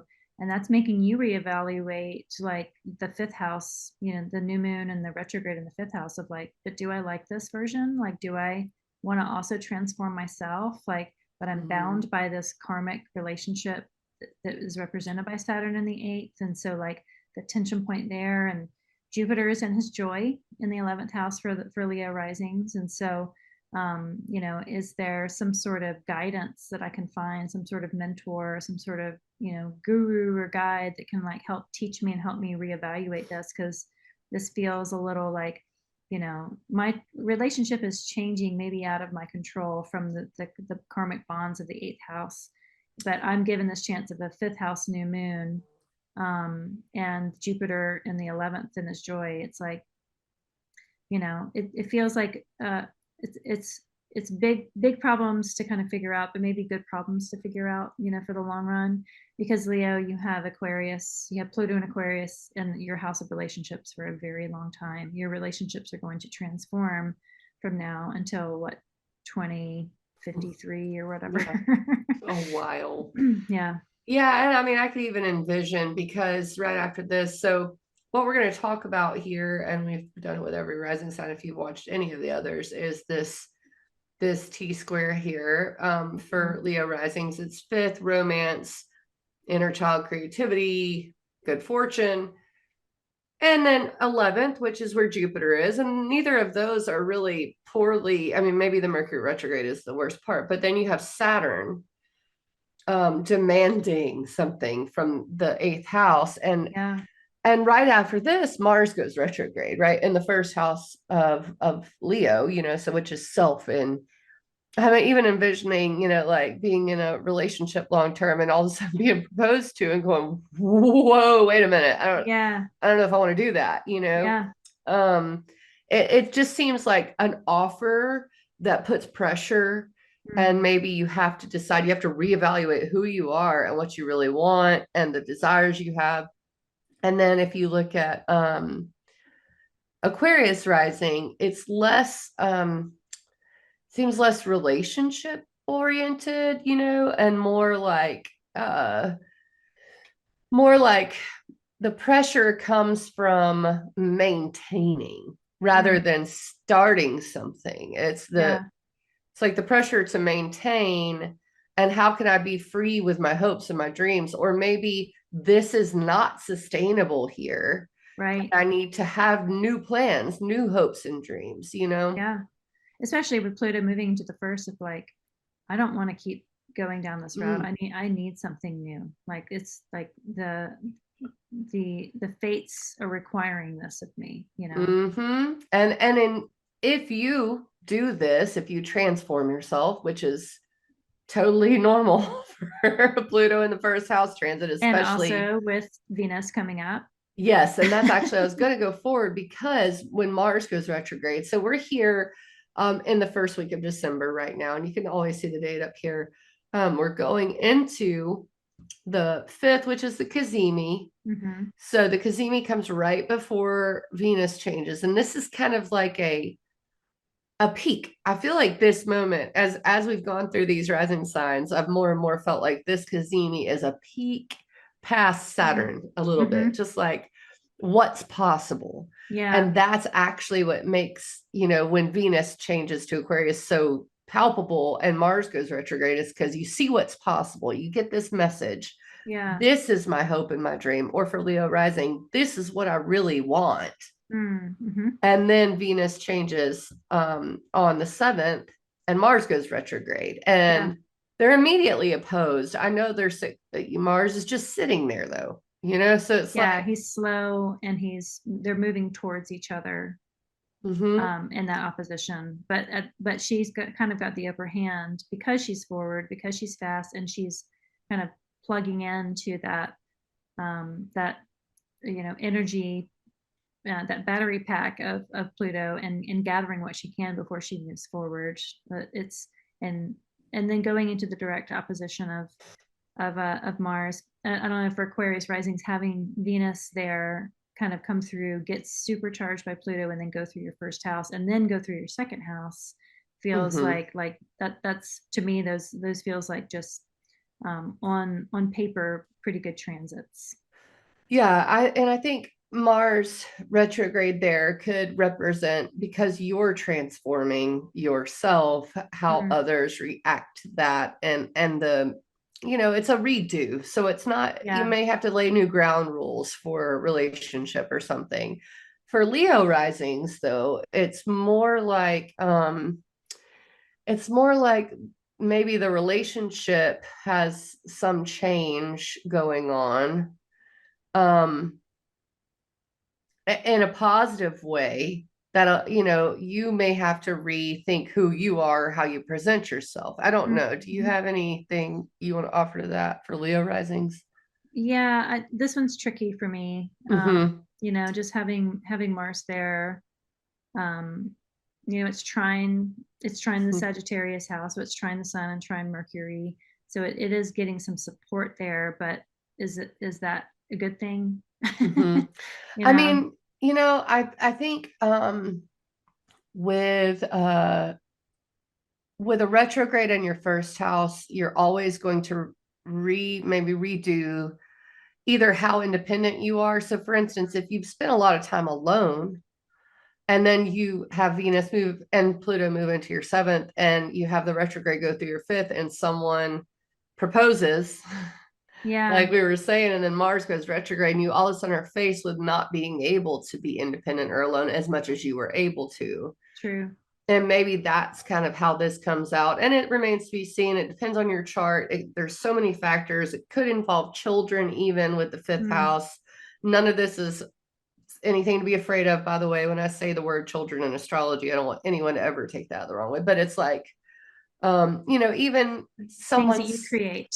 Yeah. things that you create, exactly, your projects, and if it is your children, it could be as simple as starting soccer, so it's not like, but there is some change coming that the Mars retrograde will highlight, opposing Venus. And I think, for instance, if you get really busy with your kids with a Mercury retrograde and Mars in your first house, is like, you don't have any time for yourself, but at least your partner's helping, something like that. Or it's transforming the relationship with your kids by you being there and sacrificing of self in order to kind of play into the games and the children aspect of that fifth house. Yeah. And for Aquarius risings with it in the 11th, it's, transforming maybe your network or your groups of friends in that similar sort of way. So after this, we have, what was it? The Venus trine. Venus trine Jupiter, right? On the full moon on the 15th, and then Venus trine Jupiter. Yeah. Okay. Full moon on the 15th. Let me get to, Aquarius here. Okay. So full moon, man, that's fast. Aquarius rises fast. It is in the fifth house for Aquarius risings. That's children, that's inner child creativity, how you have fun, joy. Yeah. Me and you have talked about how it's releasing. It feels like it's releasing something. Yeah. All of this energy, the retrograde kind of slowing it down, the Mars retrograde kind of amplifying it, especially because it's angular for the fixed signs for Leo and Aquarius. But, to me, it's like the culmination happening in the fifth house just feels like good. And like maybe this creation that you've been working on, whether it's trying to have a baby or, working on a creative project or having something kind of come to life, becomes more tangible and real and fun and joyful and childlike. I think of children with Gemini anyway, because it is kind of like the Peter Pan or the forever child sign. It feels like, at least the good twin. The bad twin too is also kind of childlike, but that joyful kind of expression of a full moon, that culmination point, and then the Mercury direct after that is really like then okay, well, let's channel that creative project through the avenues of the higher social networks, the friends in high places that we have, to kind of become more seen and like really take this to a next level, taking it out of the studio and putting it kind of in a bigger gallery wall. Feels like that full moon then Mercury direct moment. Oh man, I love that. And I mean, Gemini is so trickster fun, like you said, and this just does look like especially because Mercury's stationing right here, and Mercury kind of standing still, trine Mars in the 7th. It looks very social, very playful. Saturn may be the only killjoy in this, and that's because it's square to the full moon on December 15th. And I don't have the exact full moon pulled up forgive me, but it's square by sign. Neptune square much closer than Saturn. So Pisces over here in the second house of money, maybe a little bit of a lame duck part of this, like I don't want to spend money having fun, that kind of a thing.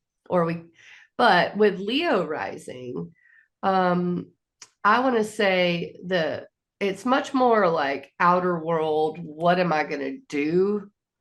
Let me see if I can get to Leo rising easier. Here we go. Full moon in the 11th, Jupiter's joy, like you said.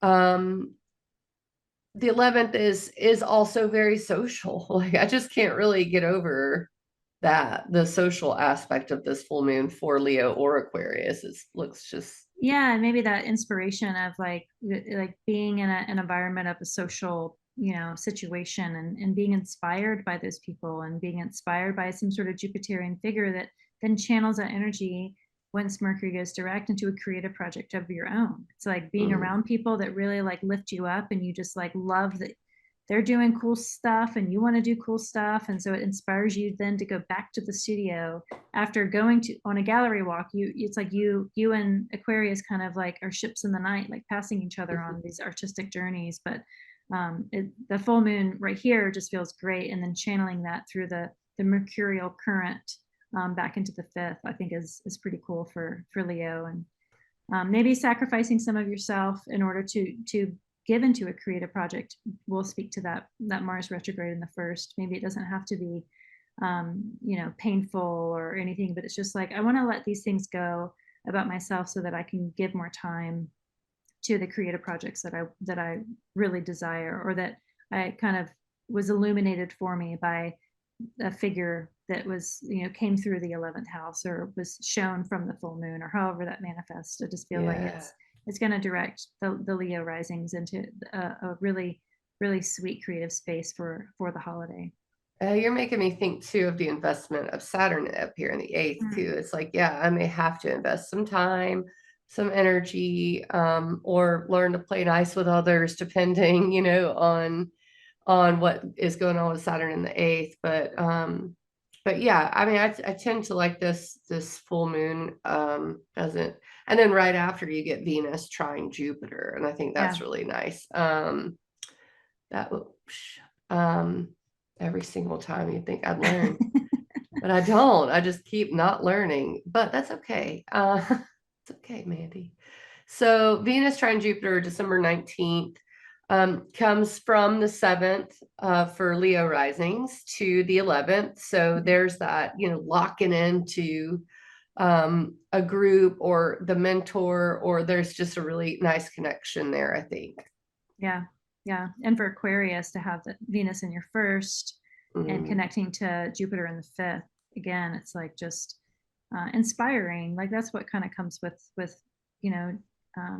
air sign benefics. It's like just being inspired by the spirit of other people to create and make good things yourself. And whatever houses they fall into, it just feels like that inspirational piece is kind of what is coming through. And for Aquarius, it's like you get to have that. You get to really hold the reins of that, with Pluto there also, and then connecting to the Jupiter in the fifth. Yeah. But for Leos too, I mean, it's like your partner or the relationships that you have, and then the like the mentors, or the house of hopes and dreams. Those two things are supportive of each other, being in that trine aspect. So Yeah. There may be a little bit of jealousy coming out of the 7th for Aquarius rising. sure, They're yeah. like, can't believe you're having so much fun. It's not fair. But then after this, of course, it's the solstice, or winter solstice in the northern hemisphere. Let me go back to the 21st and see if I got it there. Yep, there it is. Yeah. And then the solstice is nice because it kind of gets the sun out of that kind of mutable energy where it's been squaring Saturn and opposing Jupiter. Not that anyone really loves the sun in Capricorn. It's not the greatest, I mean, as far as darkness and winter goes in the northern hemisphere. Right. The winter solstice does tend to signify, okay, it's the dark moment, but it's only going to get brighter from here. That's the best part. That is the best part of the sun in Capricorn. And right after this, we have kind of, it's not the last hurrah, but it's definitely a last hurrah of the mutable squares. That's going to be December 25th, right? It's Christmas Eve, the 24th. So 24th. That's the exact square between Saturn and Jupiter. And like we said, like they're not going to square in these mutable signs again. The next square that they have is going to be at 1 degree.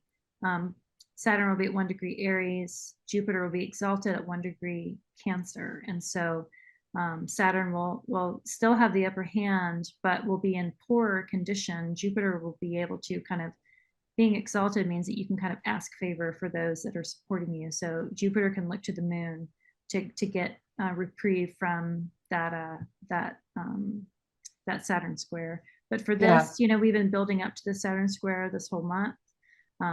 Again, the first one we had was in August, and this is the second one we've had, and this is the opening square from the conjunction that Saturn and Jupiter had at 0 degrees of Aquarius, which is where Pluto is right now. So again, it's like weaving through time the story that is being written about your Aquarius house, but also the houses that Saturn and Jupiter are transiting in the square as this moment of like tension and some sort of duty that Jupiter has to pay to Saturn in order to move forward. Saturn will be better the next time that they meet. So Yeah.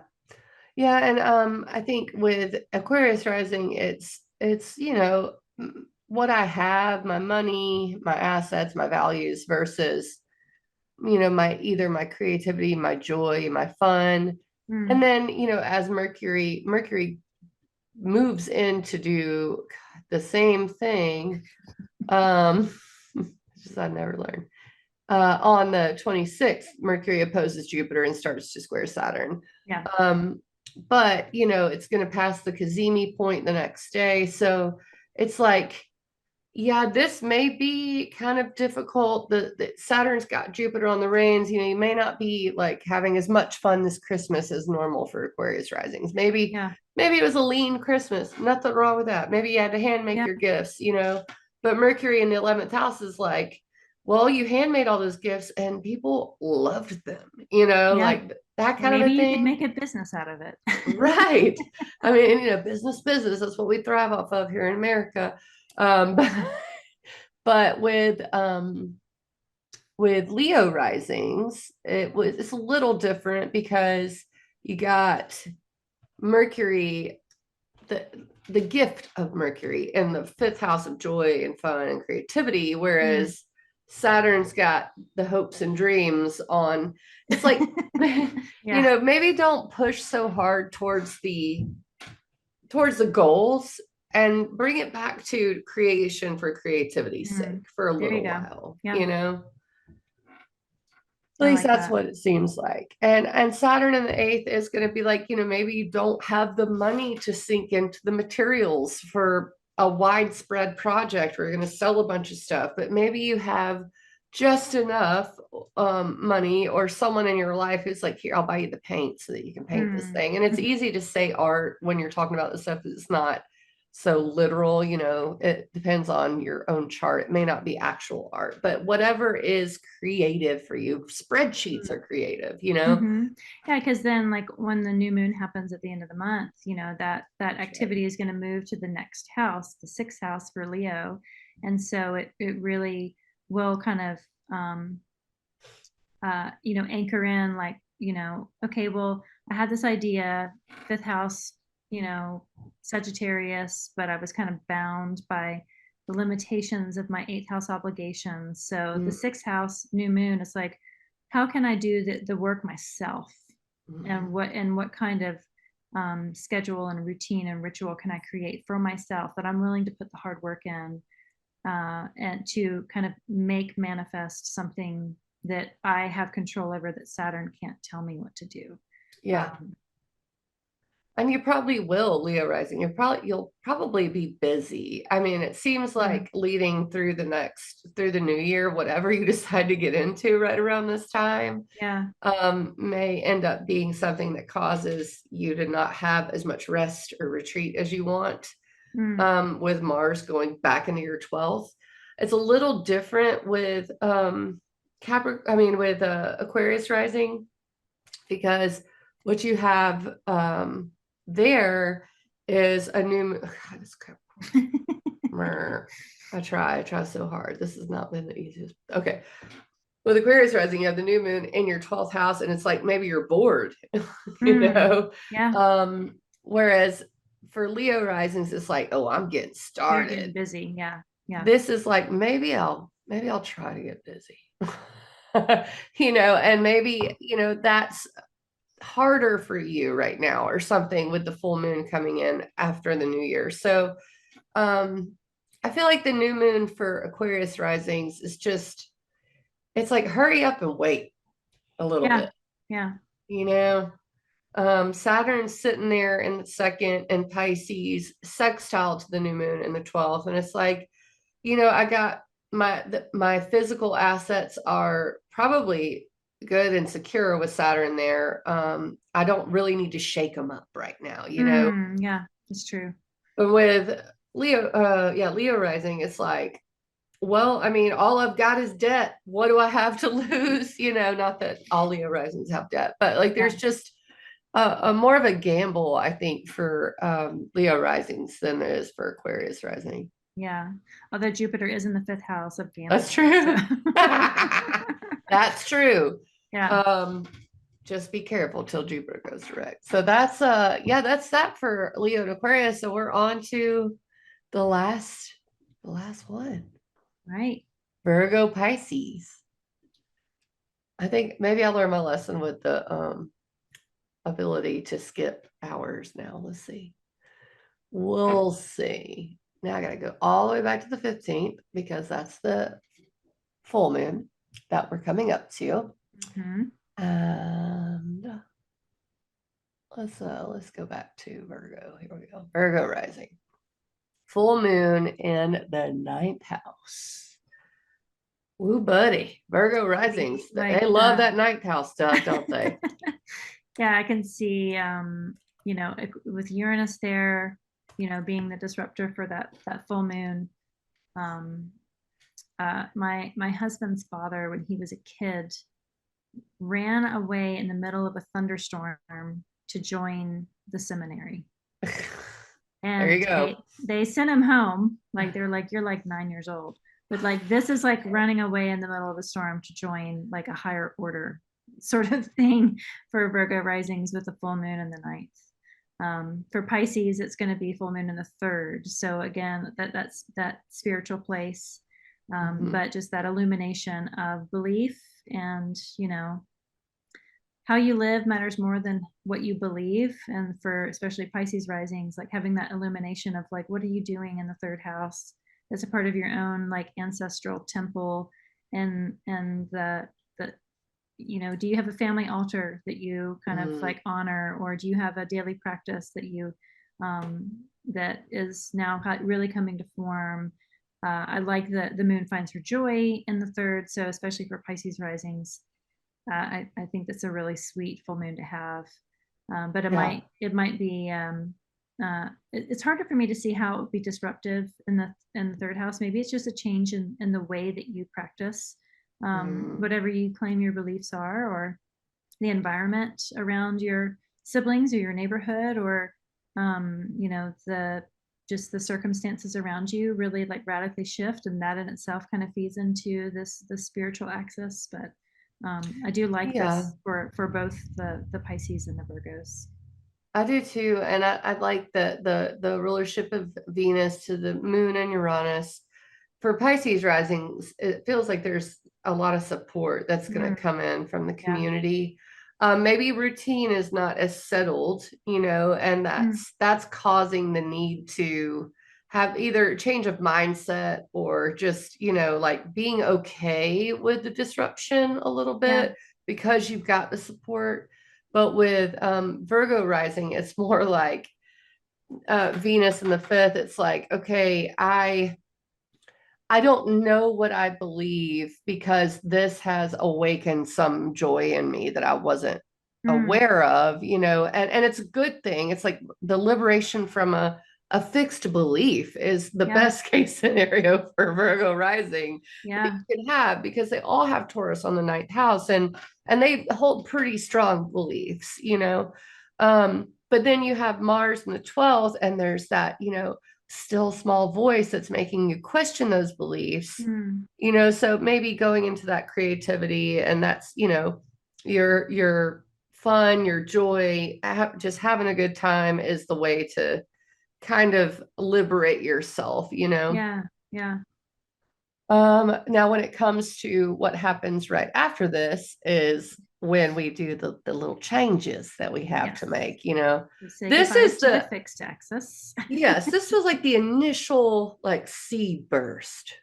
and then you have to make each little, like when a plant pops out of the dirt, and then you have it like will follow the sun, and you'll see it be crooked, and then it'll be straight the next day, and then it'll, be crooked a Yeah. little bit while it's trying to figure it out. That's what the growth here is, a little like weird, like maybe the potted plant's being moved around a lot and it's Yeah. Yeah. like figure it out. But then Mercury goes retrograde on the 26th. 6. Yes. Um, and that was the very next thing, yeah. Yes.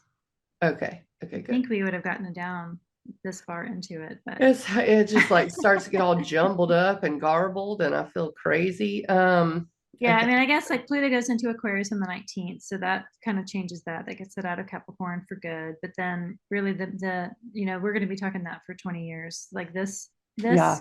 current thing is Mercury going retrograde and really kind of setting up the scene for this mutable activity that we're having, not so much in the Virgo house, but definitely in Gemini with Jupiter retrograde, Yeah. and Sagittarius with Mercury now retrograde and the Sun there, and then and Pisces with Saturn and Neptune, which both of them will go direct during this time.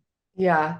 I'm gonna go ahead and fast forward to the new moon, since the Mercury retrograde and the new moon kind of come, they're 5 days Together, yeah. apart, but the Mercury retrograde is just a prelude to this new moon, I feel like, and it's drawing attention to it. So for Virgo risings, that's home and family and emotional security, and there's some rethinking and new intentions here. It's, Saturn in the seventh pulling on it.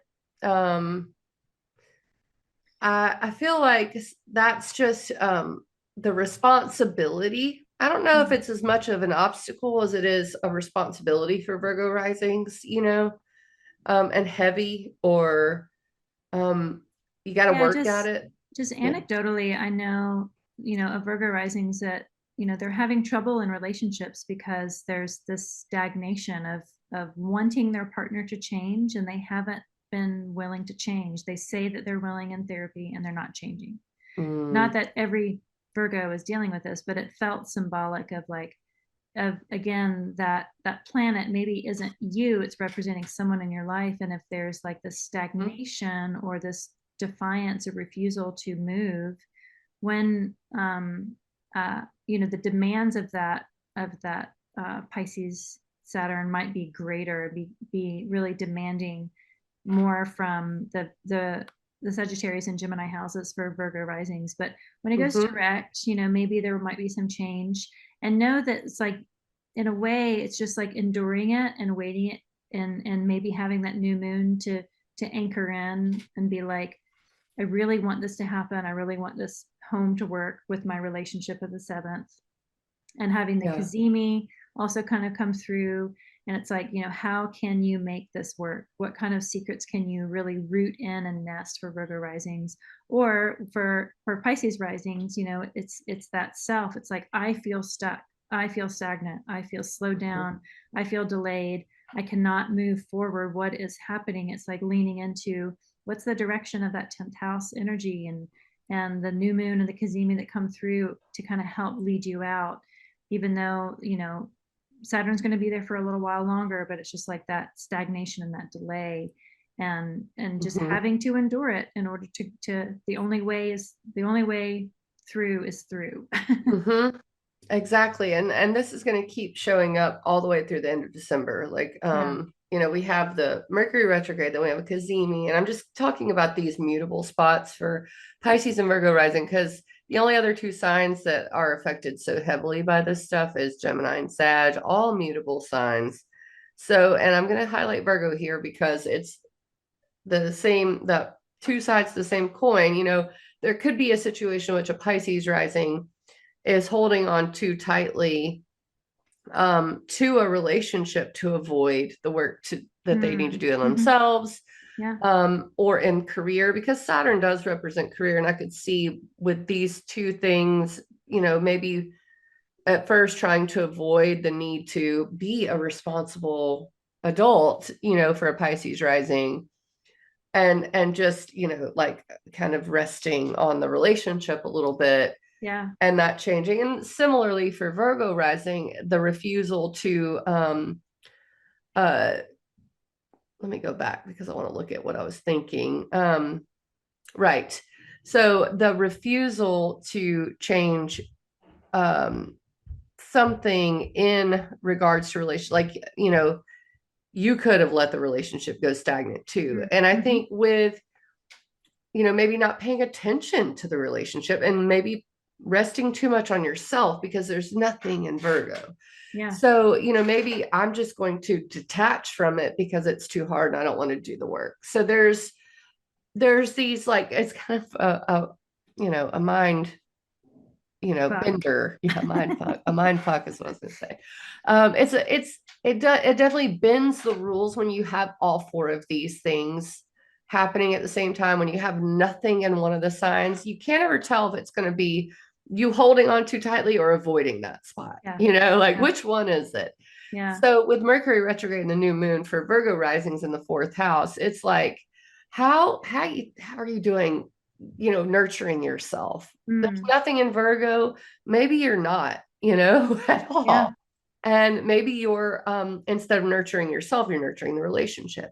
Or maybe you're just paying too much attention to yourself and, needing to change something in order to do the work on the relationship. Similarly for Pisces risings, it's which one is happening for you? Yeah. And is it that you're avoiding home stuff to look at work stuff? Or are you avoiding work stuff to look at home stuff? With both of them, especially this first week in December, you've got a possibility of all of it happening for Virgo and for Pisces. For Virgo, Because more that so. Kazemi, yeah, and that Kazemi really, it's going to happen like a week later. Yep. So like the fifth, sixth, and seventh, we have Mars going retrograde in the 12th house for Virgos, and it's going to be in the sixth house for Pisces. But then we have the Kazemi, so it's like, where's the There discomfort? it Where is. are you avoiding? And like using that Kazemi moment as like getting a glimpse into how do I want to make a change. How do I make a change? I'm going to pull into the intention I set on the new moon.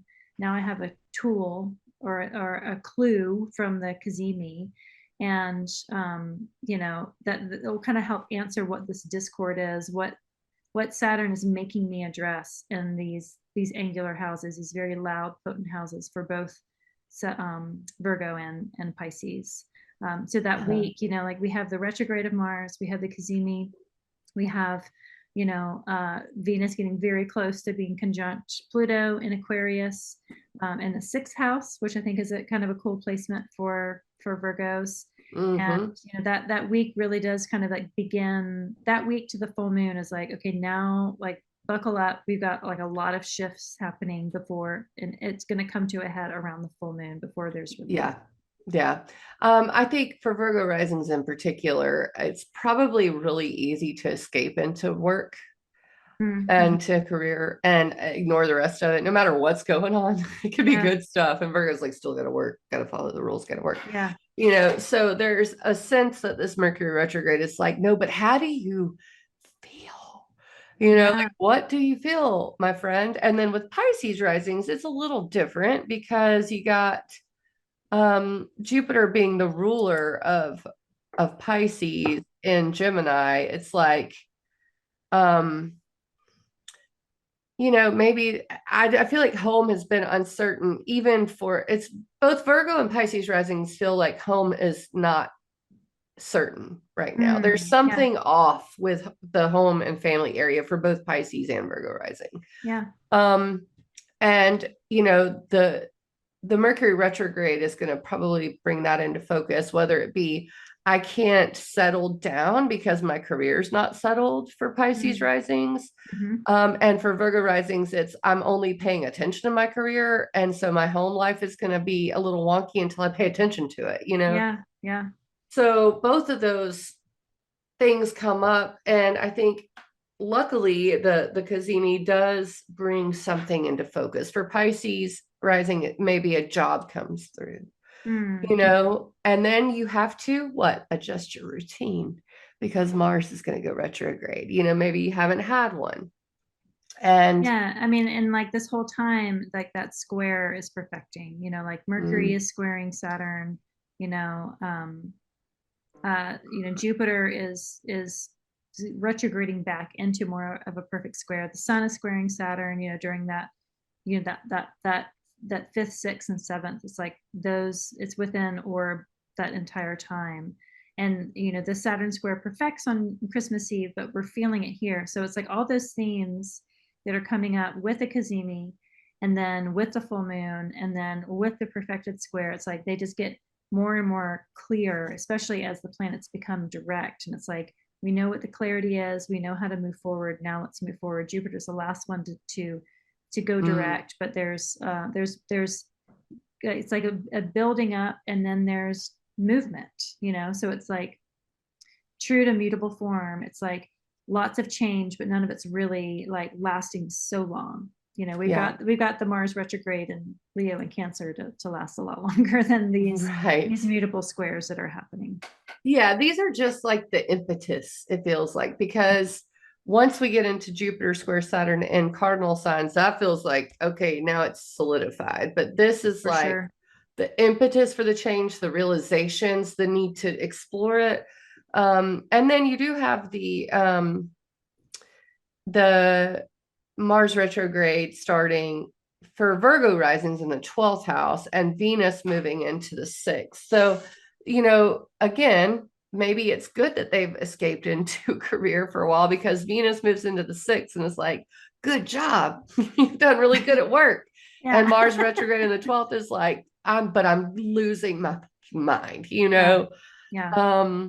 And there is the reckoning there between how much they do daily and how much they get to escape and get to, meditate or whatever. For Pisces risings, it's more like, well, I'm pretty good in this spiritual area. It's Pisces rising. Like I think they naturally don't necessarily have a problem with the 12th house, like their 12th house encompasses their first house almost, with it being and also they've had Neptune in the first house for so long. Yeah.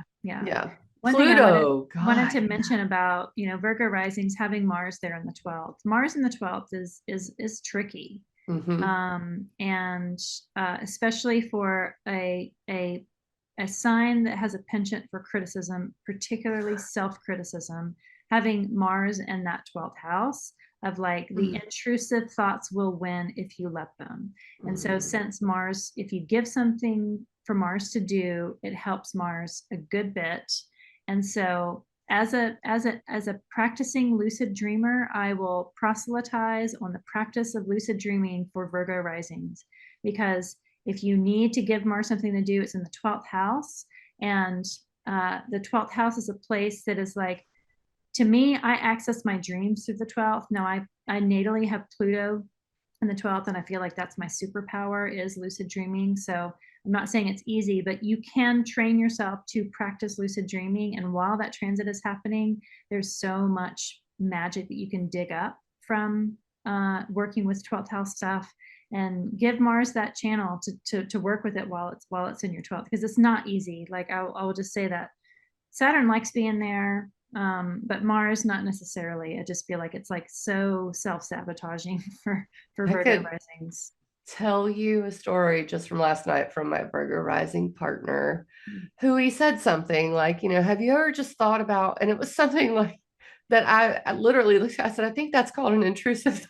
I don't know. I think you just had an intrusive thought. I don't ever think about that. Yeah. And then we somehow, I was explaining to him Mars in his 12th, and I said, the 12th house is traditionally prison, it's, and he was like, so I should be, wary of prison? And I said, no, I mean, you can make a prison yourself in your own mind. What should I be weary about? Right. Exactly. Well, I said, what was it? Have you ever been in prison? Yes. And I said, when was that? And it was 2010. And guess where Mars was retrograde? In the 12th. It's that. Yeah. It's the intrusive thoughts. I'm just good because I'm so good, almost, because I'm perfectionist to a fault, because I think of the rules, because I work diligently. When it explodes into fuck it all, Yeah. it can land you in prison. So Yeah. it would be, I totally agree with you with the Virgo rising thing. It's like, especially hearing you bring that up after just having a personal conversation about it. It's like, Yeah. yeah, please practice that. With Pisces risings, they're like, like they lucid dream during the day. So Mars in their sixth is more like, hey, get a hold of your daily life, hello, Yeah. and Yeah. totally, totally. It's just so right on the nose, And then you I have, also like I okay. just like if you're not into like the dream aspect of it,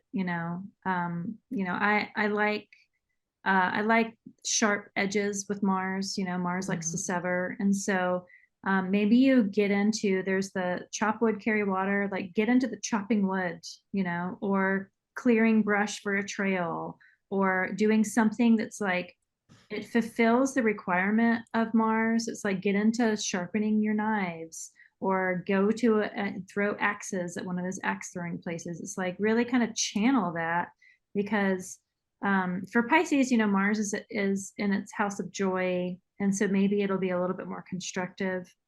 I feel like there's ways you really have to be proactive with Mars because you can work with Yeah. it more than you can work with Saturn.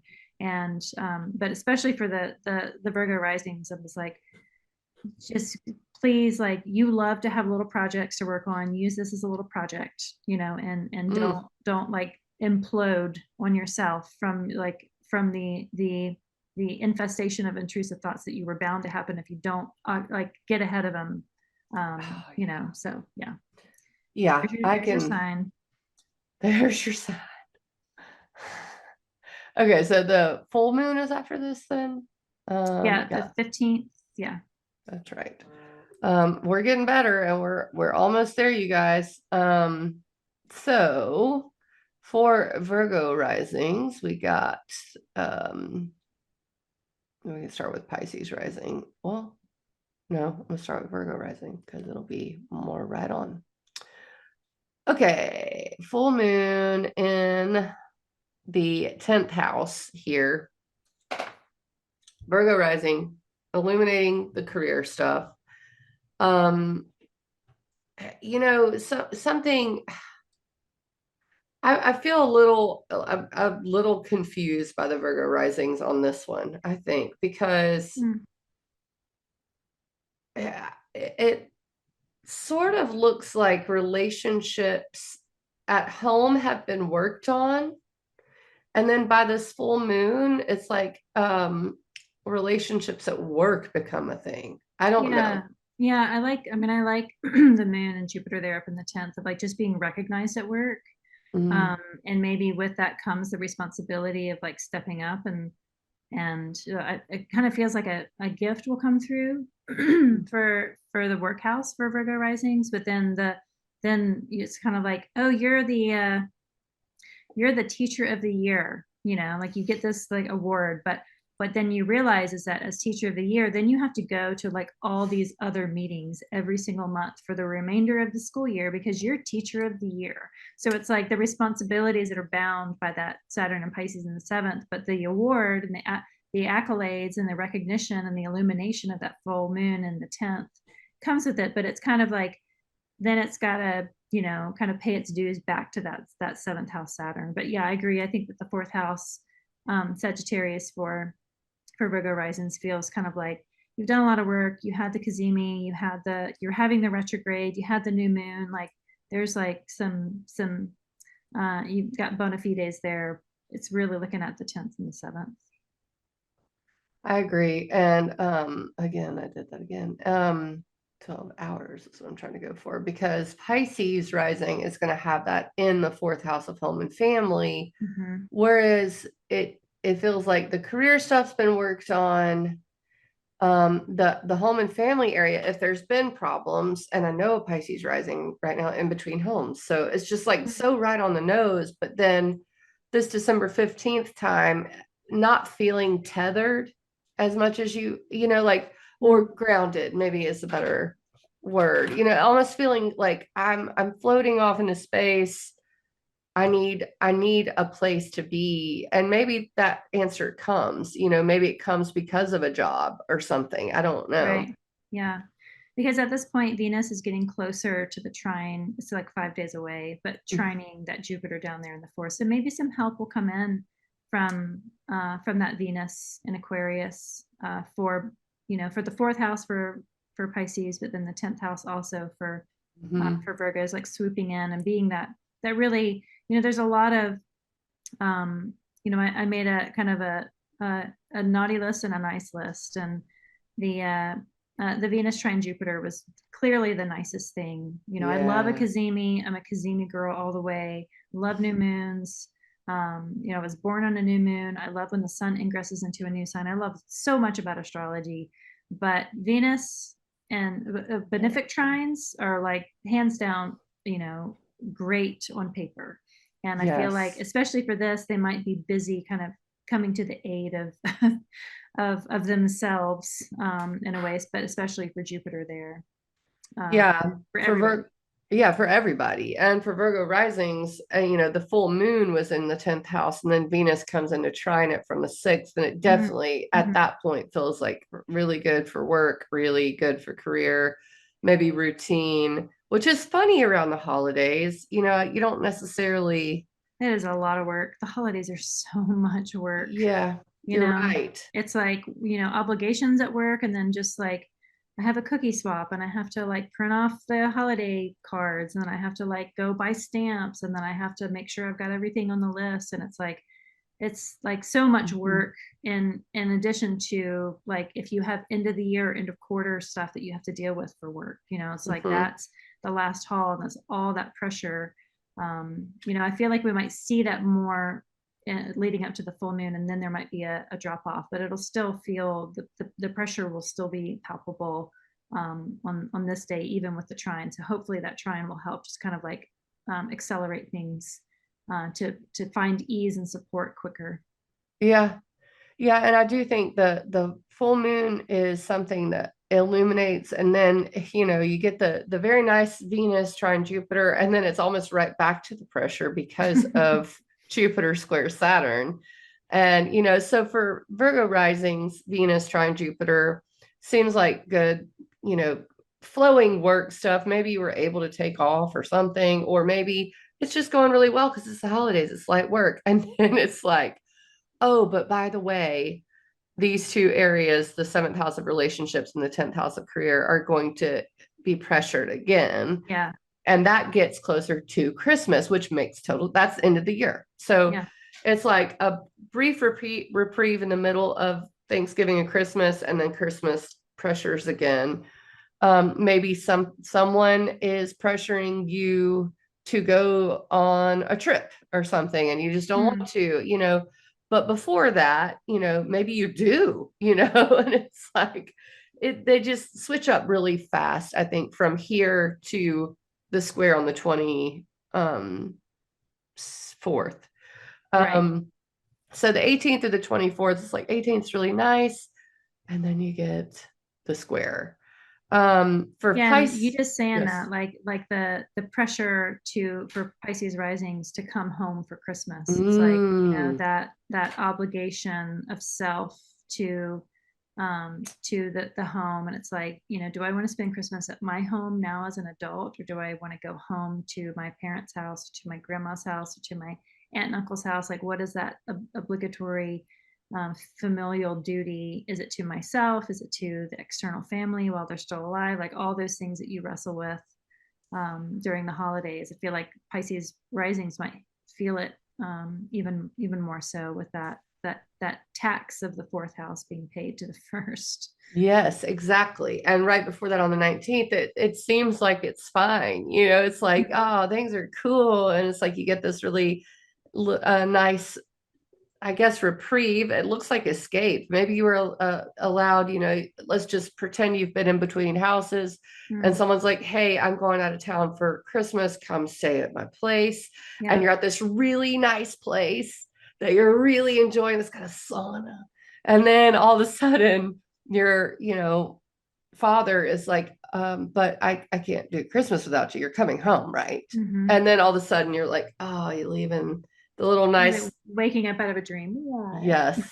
And then you have to go home on the 24th and deal with that. And that's the difference there, I think. Yeah.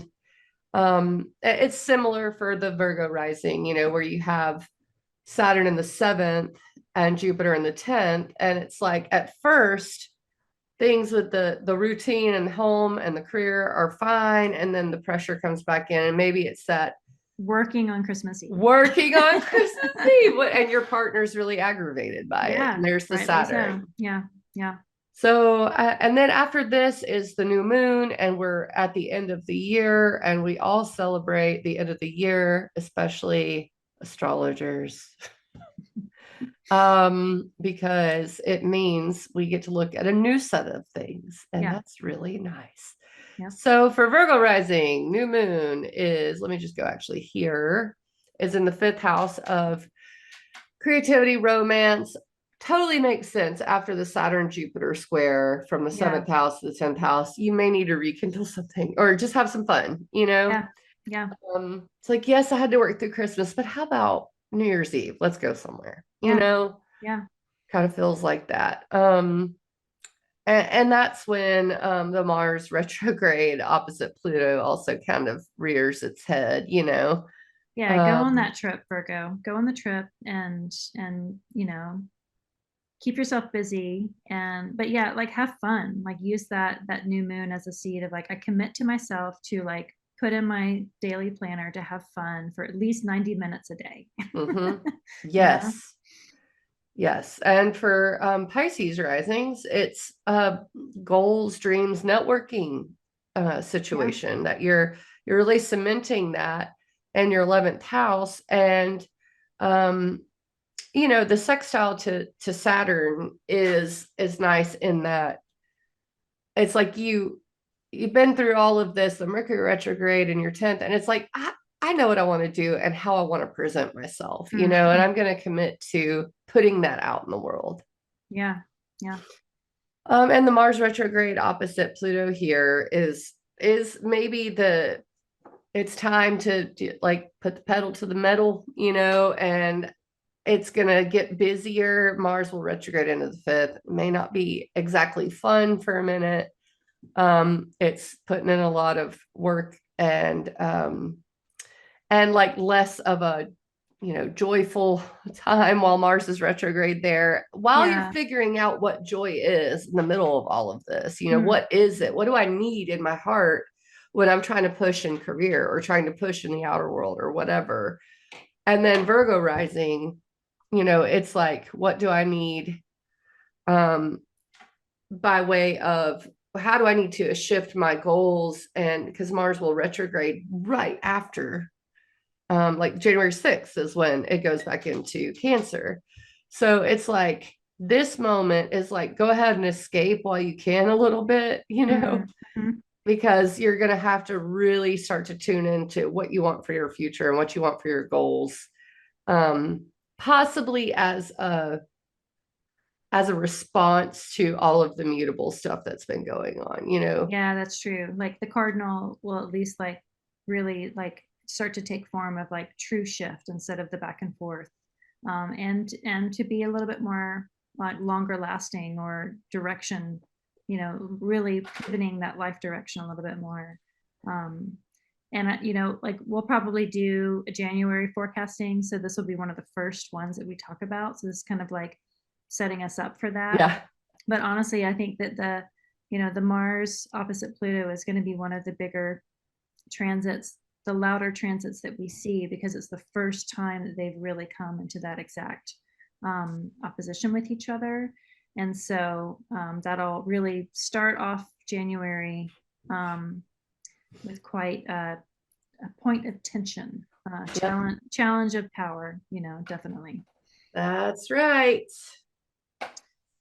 So until then. All right, we did it. All right. Thanks for sitting through this. We got all of the 12 signs. It was a lot more. We had a lot more to say about the exact same transits for every single sign than I assumed that we would. But it's good to do another forecasting with you and just kind of look at the holiday and kind of prepare. Every time we were going through it, I was like, oh, that might be their experience, or that might be my experience, or my son's, or my husband's. So it was just selfishly good to kind of go through it with another person to kind of see what's going ahead. I completely agree, because we all do that with everyone. And I hope everyone out there in YouTube land or wherever you're watching gets something from it. And if you do, please comment, like, share, subscribe, all that stuff, Yep. And follow us, Practical Astros, on most everything, and Yep. Ecstatic Astrology on most everything. So also, we'd love to book with you. Yeah. All right, thanks so much. Thank we'll you. catch you in the new year. Catch you soon. Jingle bells, my girl is hell on wheels come Christmas time. Christmas cheer, eggnog and beer has got her deep in time.